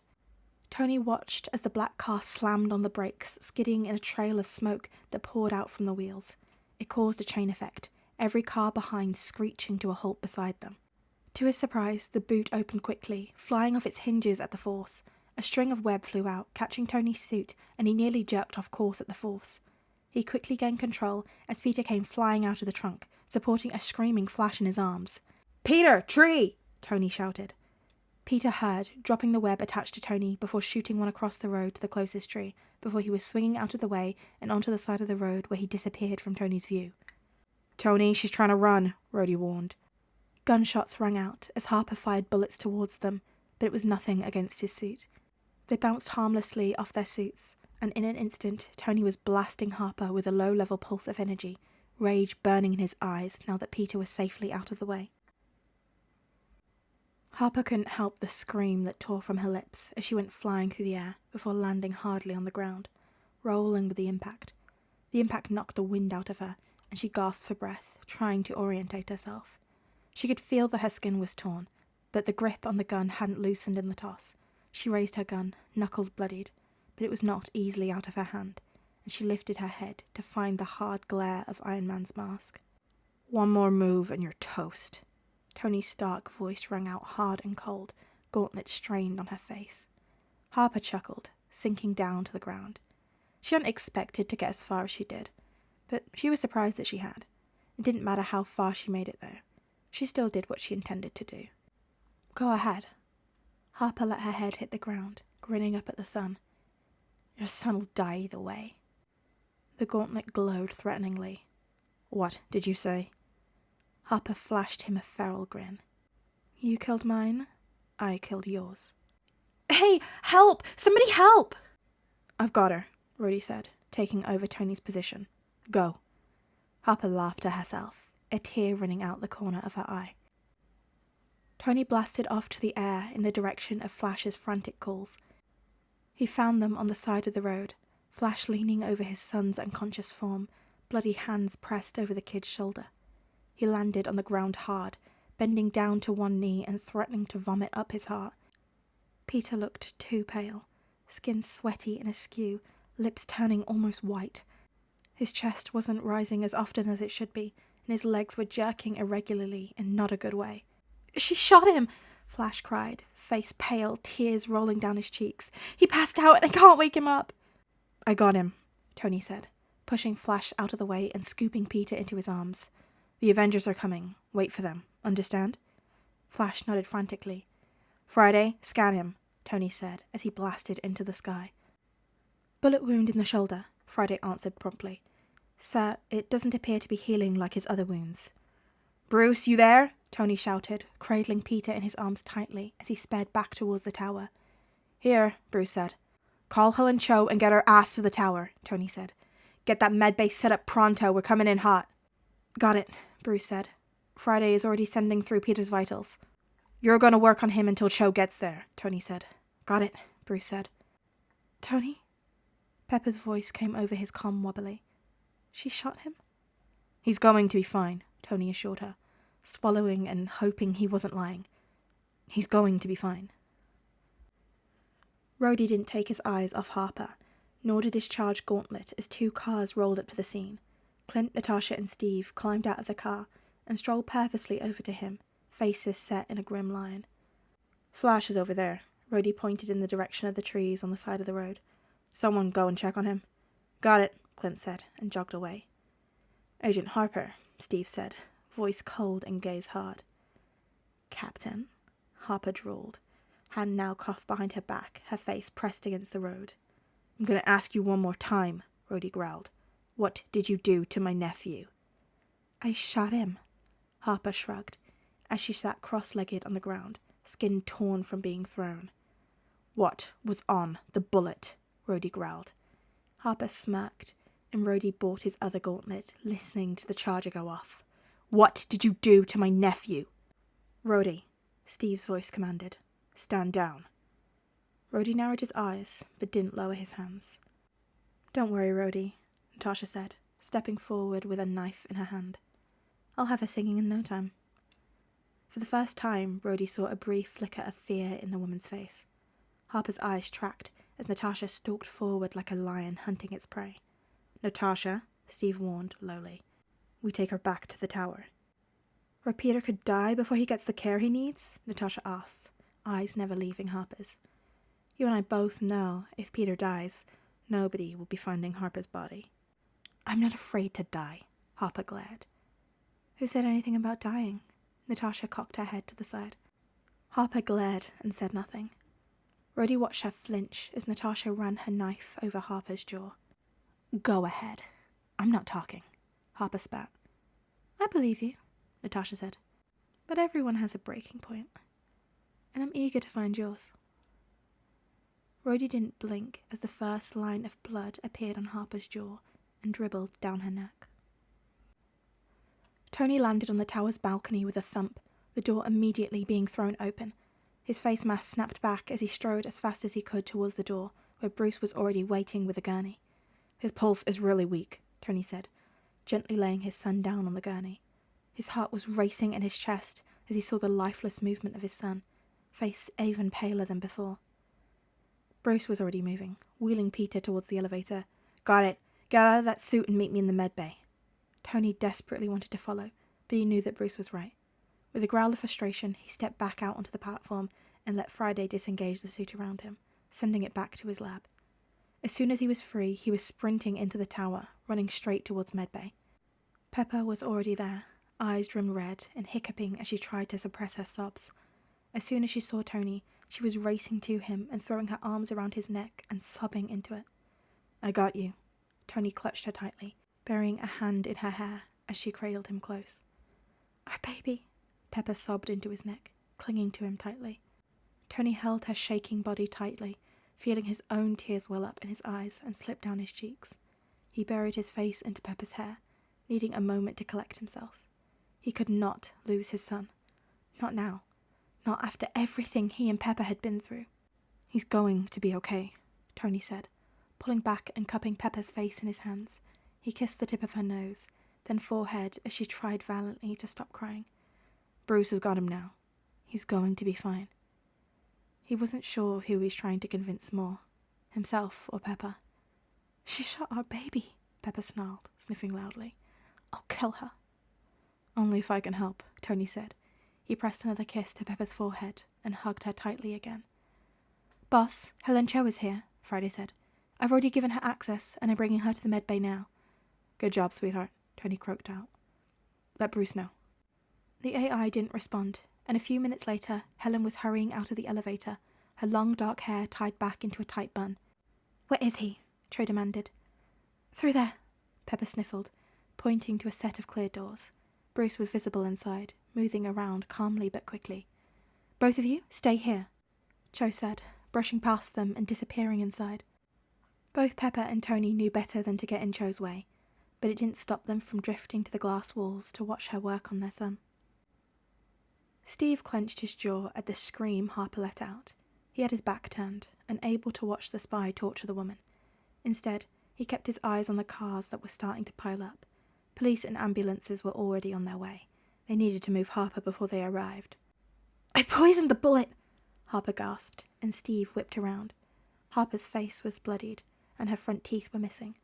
Her right eye was swelling, and it looked as if part of her ear was missing. But Steve tried not to look closely at it. This was Peter's life at stake. He could not let this boy die. Tony and Pepper would never recover. It was not something Steve wanted to see. The world needed them. All of them. Why? Natasha demanded, moving to flick Harper's damaged ear, and the woman flinched. Revenge, Harper spat, blood flying from her mouth. She looked deranged with her bloody teeth, eyes wild and rimmed red. They killed my father. I'm just finishing his work. Whose work? Steve demanded. Obadiah Stane, Harper grinned madly.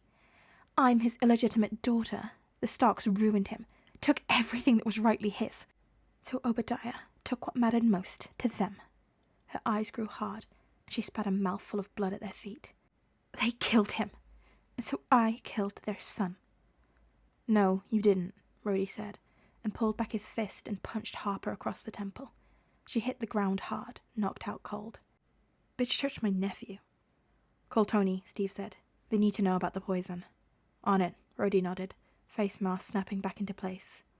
Let's get her in the car, Steve said, bending down to pick up the unconscious woman. We need to get out of here and get Flash to a hospital. I'll get the car ready, Natasha said, hand coming up and touching the comm in her ear. Clint, we're heading out. You take Flash to the hospital. We'll take Harper to the compound. Copy that, Clint said. See you there later.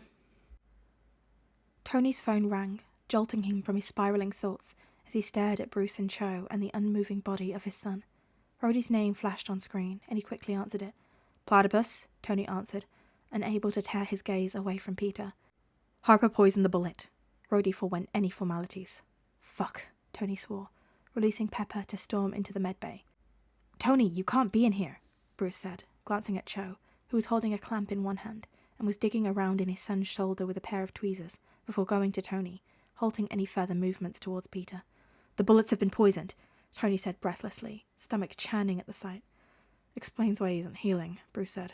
Friday, start scanning Peter's blood for all poisons. I've got the bullet, Cho said, and slowly twisting her hand until she removed the tweezers and the bullet made a rattling sound as she dropped it into a nearby dish. Tony, you need to leave now.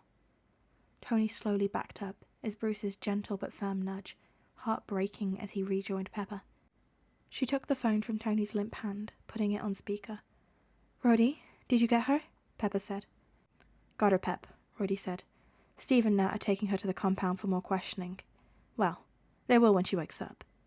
Fresh tears welled in Pepper's eyes, but her voice was steady as she said, Thank you. Cho got the bullet out, Tony said. They're running tests for the poison. That's good, Rhodey said. I'm on my way. What about the other kid, Flash? Tony asked. Clint's taking him to the hospital. He'll stay with him, Rhodey said. I'll be there soon. Tony hung up, slipping the phone back into his pocket and wrapped his arms around his wife, hugging her tightly. Is Peter going to be okay? Pepper asked. What did Cho say? She kicked me out, Tony admitted. But she's the best, and Bruce won't let anything happen to Peter. I should call May, Pepper sniffed, wiping her eyes. Let her know what's happening. You want me to do it? Tony asked, as he saw Pepper looking longingly at the window where they watched as Cho started stitching up Peter's shoulder. I can do it, Pepper finally said, tearing her gaze away. I'll just be down the hall. Don't let him out of your sight. I'm not going anywhere, Tony promised. Pepper nodded. Taking a shaky breath, she squeezed Tony's hand before wandering down the hall to make a difficult call to May. Tony watched his wife for a moment before he turned back to the glass windows to keep an eye on his son, knowing he would not feel complete until Peter opened his eyes. Chapter 15, Part 15. How is he? Pepper demanded the minute Bruce stepped out into the hallway. He's going to be fine, Bruce smiled tiredly, adjusting his glasses. Helen's just finishing up. Tony felt his knees buckle and hugged Pepper close to his side. She hugged him around the waist in response, pressing a kiss to his neck as she took a shuddery breath. Thank God. Rhodey and May sighed on Tony's other side. Can we see him? Tony asked, not caring if Bruce said no. He wanted to see his son. Bruce nodded and jerked his head in a motion for them to follow. As they approached the bed, tired but pleased, Helen smiled at them. Finishing entering something onto the machines that she had Peter hooked up to, the heart monitor beeped in a steady rhythm that was a lot stronger and regular than it had been a couple hours ago. Peter was still pale on the bed, but his lips had a little more colour to them. They had removed his clothes and suit, a white bandage now covering the upper part of his shoulder, the rest of him covered in a blanket. Oh, Peter, Pepper sighed, voice watering as she gently smoothed back his hair. He didn't stir or register the touch, still knocked out cold. Is he going to be okay? May asked in a small voice. She'd shown up an hour into Peter's treatment, eyes rimmed red and hair pulled back into a messy bun. She had been immediately pulled into a hug by Pepper, the two women bursting into tears as Pepper explained again what had gone down. Peter's going to be just fine, Helen assured them. You have an incredible son. His healing factor is amazing. It sure is something, Tony managed to get out hoarsely, squeezing his son's foot over the top of the blanket. If he didn't have it, he wouldn't have made it, Helen said. He lost a lot of blood with the initial shot. Because the bullet had been dipped in poison, it distracted Peter's healing factor as he tried to fight off the foreign substance, Bruce explained. If Peter hadn't been with Flash, and he hadn't put pressure on the wound, Peter would have bled out before he had the chance to heal himself enough for the bleeding to stop. Clint had called from the hospital after he made Flash give him a rundown of what had happened, and they passed the information on to Bruce and Cho, who adjusted their treatment accordingly. We identified the poison, and this IV bag here, Helen pointed to the closest hanging bag, is the antidote. He needs more than a regular person because his metabolism is fighting it off so quickly. We've also got him on Cap's painkillers, Bruce added, so he should be out for a while. Thank you, Tony said, voice thick with emotions that Bruce and Cho had never seen before. For everything. You've got an incredible son, Helen smiled with a nod. I'll monitor him for the next few days, but he should be up and swinging again in no time. Thank you, Pepper said earnestly. I'll be around if you need anything. Helen nodded and moved away to give them space. Tony, Pepper, May, and Rhodey all pulled up a chair as Bruce excused himself to go clean up. May and Pepper fussed around Peter, making sure his pillow was fluffed and he was tucked neatly into the bed, despite not being awake to appreciate it. Who did this to him? May finally asked. Tony had been surprised when May hadn't initially asked, and wondered how she'd managed to hold off for so long. Elizabeth Harper, Tony growled. Obadiah's daughter. He had a daughter? May asked, looking between Rhodey and Tony. I thought he wasn't married. He wasn't, Tony shook his head. He was not the paternal type either, no matter what the media said about his and mine relationship. He never said anything about having a daughter, and my guess is he wanted to keep it that way. So what? May huffed. She just following in her father's footsteps? Basically. Rhodey crossed his arms over his chest. She wanted revenge for what happened to him, an eye for an eye. Both deserved exactly what they got, Tony muttered darkly. She won't ever be getting near our nephew again, Rhodey said to May. Good, May said firmly, her eyes darkening at the thought. They made themselves comfortable around Peter's bed, Tony wrapping an arm around Pepper and pulled her against his chest. She sunk into him, and Tony drew comfort in her steady heart and the way that she played with his fingers. You did it, Pepper murmured, tilting her head up to look at Tony. You brought him home again. Tony kissed her deeply, toying with the ends of her hair. When he pulled away, she was smiling at him beautifully. We did it, Tony murmured back. An hour later, they were all jolting at their chairs as Peter stirred, lips smacking together as he sluggishly opened his eyes. "Good?" Tony asked, perching on the side of the bed. Peter rolled his head towards his voice and blinked sluggishly at him. His eyes were glassy as he blinked slowly at them, stared at them for a beat before his eyes were widening. "Is this just a Stark?" Peter slurred. Tony's heart clenched at the title, but his son was awake, so he planted a smile on his face. "Hey kid, you with us?" Peter blinked. "What are you doing here?" "Sweetheart, do you know where you are?" Pepper asked, taking his hand in hers, careful of the IV in his hand. "Pepper Stark!" Peter gasped at his mother. "What are you doing here?" "We're here for you, sweetie," Pepper smiled, gently smoothing back a stray curl. "How are you feeling?" "It's okay," Peter hummed, eyes fluttering briefly shut and they opened again. "Floaty." "That would be the painkillers," May chuckled from the other side of the bed.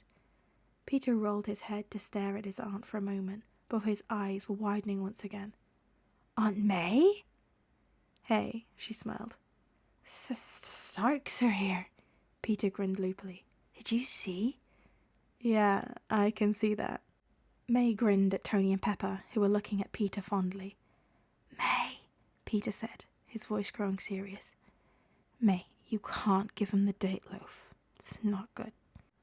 Tony snorted, hiding his laughter into his hands. He coughed as Pepper elbowed him in the stomach and fought to keep his face straight. He didn't dare look at Rhodey, but he could tell his best friend was trying to keep a straight face himself. "I won't," May promised, her amusement a nice replacement from the worry she had been sporting. "Why are they here?" Peter asked, and then he whispered, "Did Mr. Sark find out I took apart one of his phones? Am I in trouble?" "No, baby," May giggled. "You got hurt? Do you remember?" "I got hurt?" Peter's eyes widened. Tony was kind of glad his son was high as a kite right now, because he knew that later he wouldn't be having nearly as much fun when the drugs started to wear off. "Yeah, you did," Tony said, drawing Peter's attention back to him. "You scared the hell out of me and your mother. Not cool." Peter's brow was furrowed in adorable confusion. "My mum," Peter slurred. "That's right," Pepper smiled. "But you're going to be okay, honey." Peter blinked at her, then looked down at their linked hands. "You're still holding my hand." "I am," Pepper said. "Does it hurt?" She went to remove her hand, but Peter squeezed them loosely and she paused. "No, it feels nice," Peter cried quietly. He looked back at Pepper, blinking slowly. "You're my mum!" Everyone jumped at the sudden yelling, and Rhodey snorted into his fist. "Yes," Pepper grinned, eyes shining brightly. "That's so cool," Peter breathed. "Does Mr. Stark know?" Tony snorted again. "Yeah, kid, I know. I was there and had something to do with it." "You did?" Peter grasped. "What did you do?" "Did you give him the birds and the bees talk?" Tony asked May, eyebrows raised. "Peter, honey? Tony's your dad?" May chuckled. Peter's mouth dropped open as he dragged his gaze to Tony. "You're my dad?" "Sure am, kiddo," Tony smiled, heart melting at the adorableness that was his kid. It immediately turned to panic, though, when fat tears started rolling down Peter's cheeks and he started crying softly. "Pete, what is it? Are you in pain?" "Got a family," Peter sobbed. "Oh, Pete," Tony said, feeling as if a horse had kicked him in the chest. "Yeah, buddy, you have a family." Pepper leaned forward and kissed Peter's forehead. "Shh, it's okay, sweetie." Peter sniffed, head rolling to the side as he passed out again, breathing evening out once again. "This kid," May shook her head, wiping a stray tear that rolled down her cheek. Peter scrunched his nose as something tugged on his hand and struggled to pry his eyes open. They were so heavy with tiredness that he simply wanted to fade away, but the sharp, uncomfortable tug on his skin had him blinking slowly. He locked eyes onto a woman who he had never met, and she was fiddling with an IV line that was connected to his hand. Drugs. That is why his body was so heavy. This woman was drugging him. She must work with Harper. Peter forced his body through the sweet fog and bolted up, grabbing the woman by the wrist, pausing any further movements. She screamed in shock, but Peter ignored her, forcing her back with a shove. He grabbed the IV, yanking it out of his skin with a hiss, and jumped to his feet. He swayed as he stood, body tilting to the left as he struggled to gain his balance. "Peter!" the woman gasped, reaching out to steady him, but he stumbled out of the way and fell down hard. His shoulder jolted, and he hissed as pain radiated through it. "Peter?" Peter jolted at the familiar voice, more pain shooting through his shoulder, and turned to see Bruce crouching down beside him. "Dr. Banner?" Peter frowned, his heart beating rapidly in his chest, and a wave of confusion swept over him. "Hey, it's okay." Bruce helped him sit up. Easy, you're okay." "Peter?" Peter turned to see Tony running over to him, falling to his knees as his hands came to steady Peter. "Bruce, why the hell is he on the floor?" "I startled him," the mystery woman spoke. "I wasn't expecting him to wake up again so soon." "She was drugging me," Peter said, scrambling back into Tony's chest. "She works for Harper." "Whoa, easy, kid, easy," Tony soothed, hands coming to support his neck. "No, this is Helen Cho. She works with us."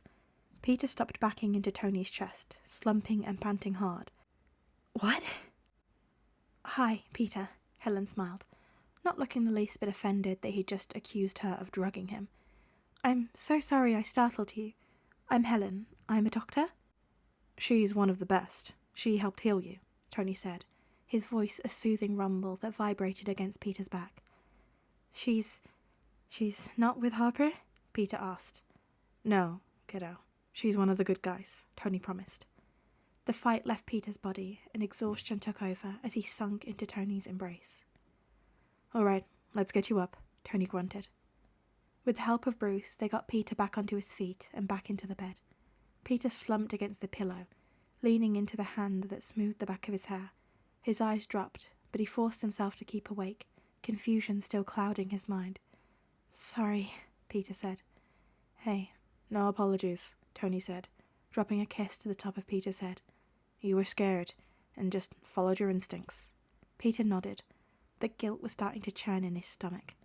"Sorry, Dr. Cho." Helen smiled at him over her shoulder as she fiddled with the IV line. "Not the first time that it's happened. You're a lot gentler than the captain the first time he came out of surgery." Tony and Bruce both winced. "That was a nightmare," Tony mumbled. Peter was intrigued by what Captain had done, but the pain in his shoulder had him asking, "What happened?" instead. "Do you remember?" Tony asked gently. Peter's brows furrowed as he struggled to place the events. "I was at school. Flash was there. We went out onto the football field." Peter brought up his hand and touched his bandage, but Tony's callous hand stopped him from touching it. "She shot me." "Yeah, she did," Tony growled. "The bullet was laced with poison." "Oh," Peter blinked. That explained why he hadn't been feeling all that great, and why everything was so hazy. "Wait, is Flash okay?" "He's fine," Tony assured him. "Clint took him to the hospital. He's got a couple of bruises from where you landed. You passed out before hitting the ground, but he'll be fine." Peter looked at Tony sheepishly. "I had to tell him I was Spider-Man." "I know," Tony said. "Don't worry, he won't be telling anyone, and your mum will get him to sign an NDA. "Where is Mum?" Peter asked. "And Aunt May? Are they okay? Did Harper do something to them?" "Whoa, easy," Tony soothed. "They're both okay. You're the only one who got hurt. Everyone's fine." "What happened to her?" Peter asked. "Harper, I mean." "She's locked up," Tony said firmly. "You don't ever have to worry about her again." "Why did she do it?" Peter asked. "What did I do that was so bad?" Tony sunk down on the edge of the bed, cupping Peter's neck with one hand and holding Peter's hand in the other. He looked down at his son firmly and said, "You didn't do anything. None of this is on you." "Why did she take me?" Peter asked desperately. "This all stems from when you were first taken from us," Tony explained. "She was Obadiah's daughter, which was a huge surprise to me, let me tell you. It's how Obadiah was able to take you and make you disappear. Everything was under her name. Since I hurt her father, she wanted to hurt me." "It's not your fault," Peter said, wincing as he leaned forward and pressed his forehead against Tony. "It's not." Tony sighed, but pressed back. quickly darting forward to place a kiss on the tip of Peter's nose. He chuckled when Peter went cross-eyed at the action, and gently lowered Peter back against the pillow, heart tugging at the slight hiss that Peter gave. "Hey, Cho, how are we going on those painkillers?" Tony asked. "I've got a new line set up," Helen said, appearing on the other side of the bed. "I just have to reinsert the needle, so, Peter, this might sting a little." Peter winced as the needle was inserted and retaped to his hand, but the drug's effects happened quickly, and he slumped further down onto the pillows. Whoa. Tony and Bruce both chuckled. "You'll feel a little weird, but that's totally normal," Bruce said. "Don't go," Peter started to slur, reaching out and using his sticky powers to keep Tony in place. Tony made himself more comfortable on the edge of the bed, gently bringing the blankets up further. "I won't go. I'll be here with you when you wake up." "Mum too," Peter said, eyes drifting shut. "Don't forget Mum." "She'll be here too," Tony promised. Peter nodded and let himself fall back into sweet nothingness. "You two are so embarrassing," Peter moaned, cheeks flushed pink, but there was an excited glint in his eyes that told Pepper he was thoroughly enjoying himself. "Us? Embarrassing parents?" Tony scoffed dramatically. "Did you hear that, Pep?"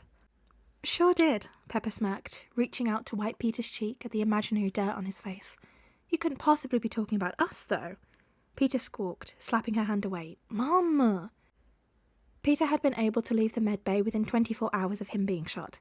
He stayed home from school for one day before he insisted he go back and not let Harper keep him metaphorically locked up. Pepper and Tony had supported his very mature decision, but were still hesitant to let him out of their sight, so they insisted on dropping him off to school themselves and walking him into the school. "Hey, Mr. and Mrs. Stark!" The family turned to see Ned hurrying towards them, beaming wildly at his best friend. As soon as Ned reached them, he and Peter did their complicated handshake before they were hugging each other tightly. "Dude, you're okay!" "Yep," Peter beamed. "Dude, what was it like getting shot?" Ned asked, wide-eyed. 10 out of 10 do not recommend, Ned. It hurt a lot, Peter said straight-faced. "No shit," Tony scoffed. Pepper elbowed him in the gut. "Don't swear." "Hi, Ned. How are you doing?" "I'm good," Ned beamed. "Happy Peter's okay." Peter nudged Ned, giving him another wide grin. "Dude, you were a total hero." Pepper shared an amused grin with Tony before shaking her head. "All right, sweetheart. Have you got everything you need?" "Yes, Mum," Peter moaned, gripping the straps of his backpack. "Now, if you need anything, just call, okay?" Tony said seriously. "Yes, we've been over this," Peter said, pleading with his eyes for them to let him go. "Ned and I are going to be late to class." He started backing away, pulling Ned with him. "What, no kiss for your old man?" Tony teased. Peter rolled his eyes, but darted forward quickly to pull them both into a tight hug. "I love you, bye!" Then he was pulling back and racing into the school with Ned by his side. "Do you think showing up here at the end of the day with a giant collection of balloons would embarrass him?" Tony asked as he watched Peter disappear into school. "I think a giant teddy bear would be more embarrassing," Pepper suggested, a tiny smirk on her face. Tony turned to her, a handsome smirk on his lips and his eyes glinting behind his sunglasses. "God, I love you." "I know," Pepper shrugged demurely. "I love you too."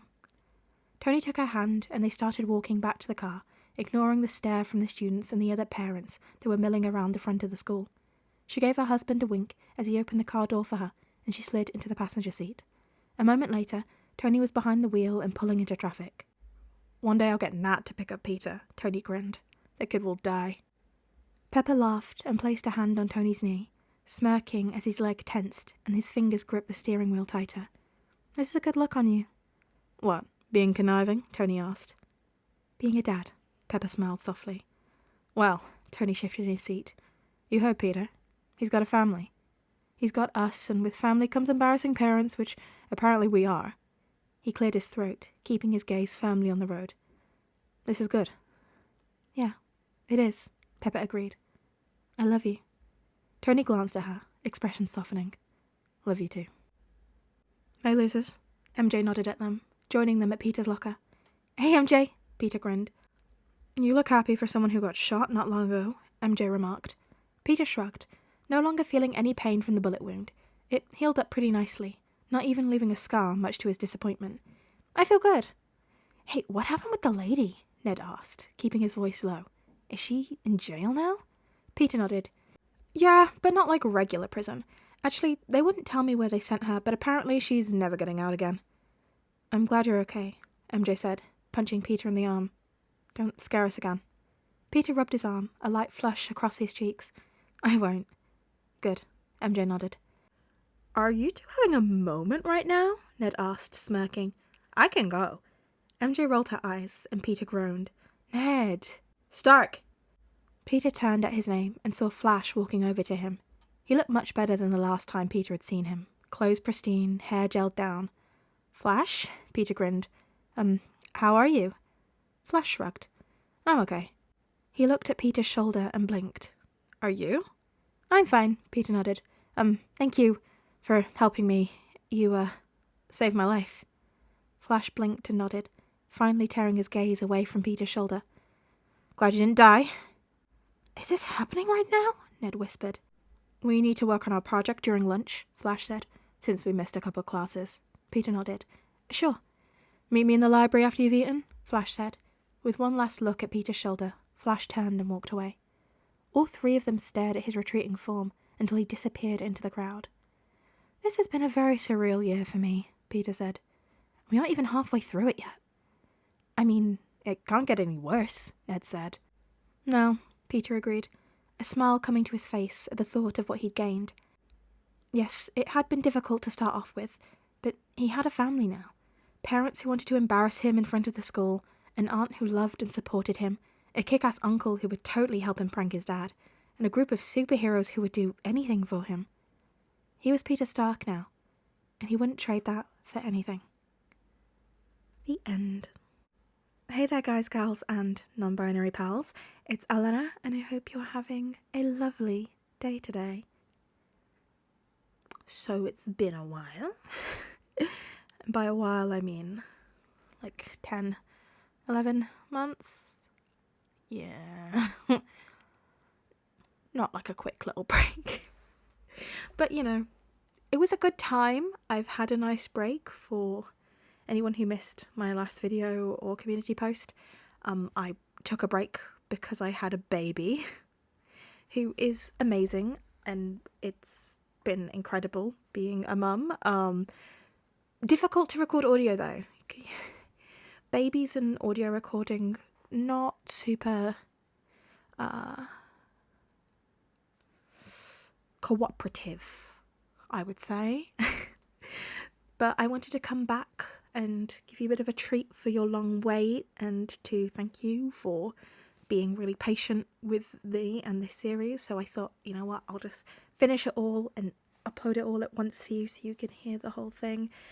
So yeah, I guess also we've made it to the end of Coming Home. Been working on this fic for like so long, probably years at this point. But it's one of my absolute favourites. I've read it so many times, and so I was just super excited to do it, and this has been such a fun experience. I really hope you've enjoyed it.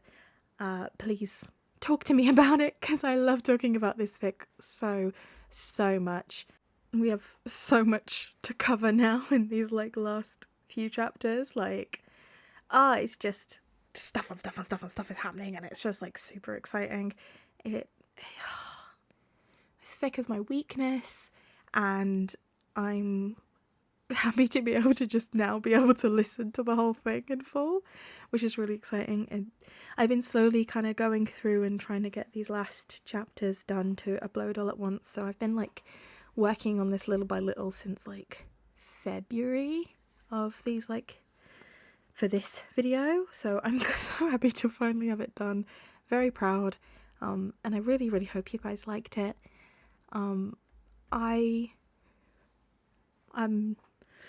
tentatively saying I'm back. I'm excited to be recording stuff again, and I think I'll probably be sticking to some smaller one-shots for a while, just because I don't want to put too much pressure on myself, because yes, I do still have a baby, and I don't have as much time where I have a quiet house anymore like I used to. I used to have plenty of times in a quiet house, less so now.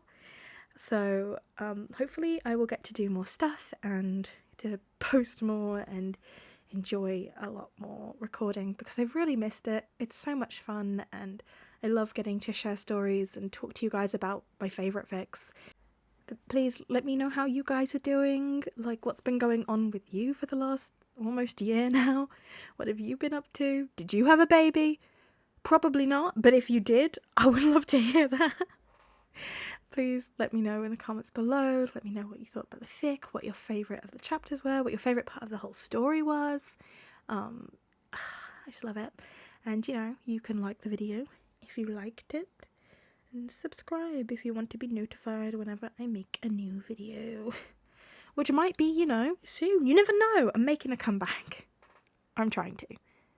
But yeah, I hope you guys are doing well. Please take care of yourselves out there. I know a lot has happened in the world since I last made a video, and things are scary and difficult. But I hope you feel like this at least can be a little safe space for you. So please take care of yourselves. Drink some water. Get some rest. Make sure you have your 5 a day. It's really important for your nutrition. Don't skip a breakfast. I know a lot of you are breakfast skippers. Stop it. And yes, this is a threat. And I will catch you guys laters.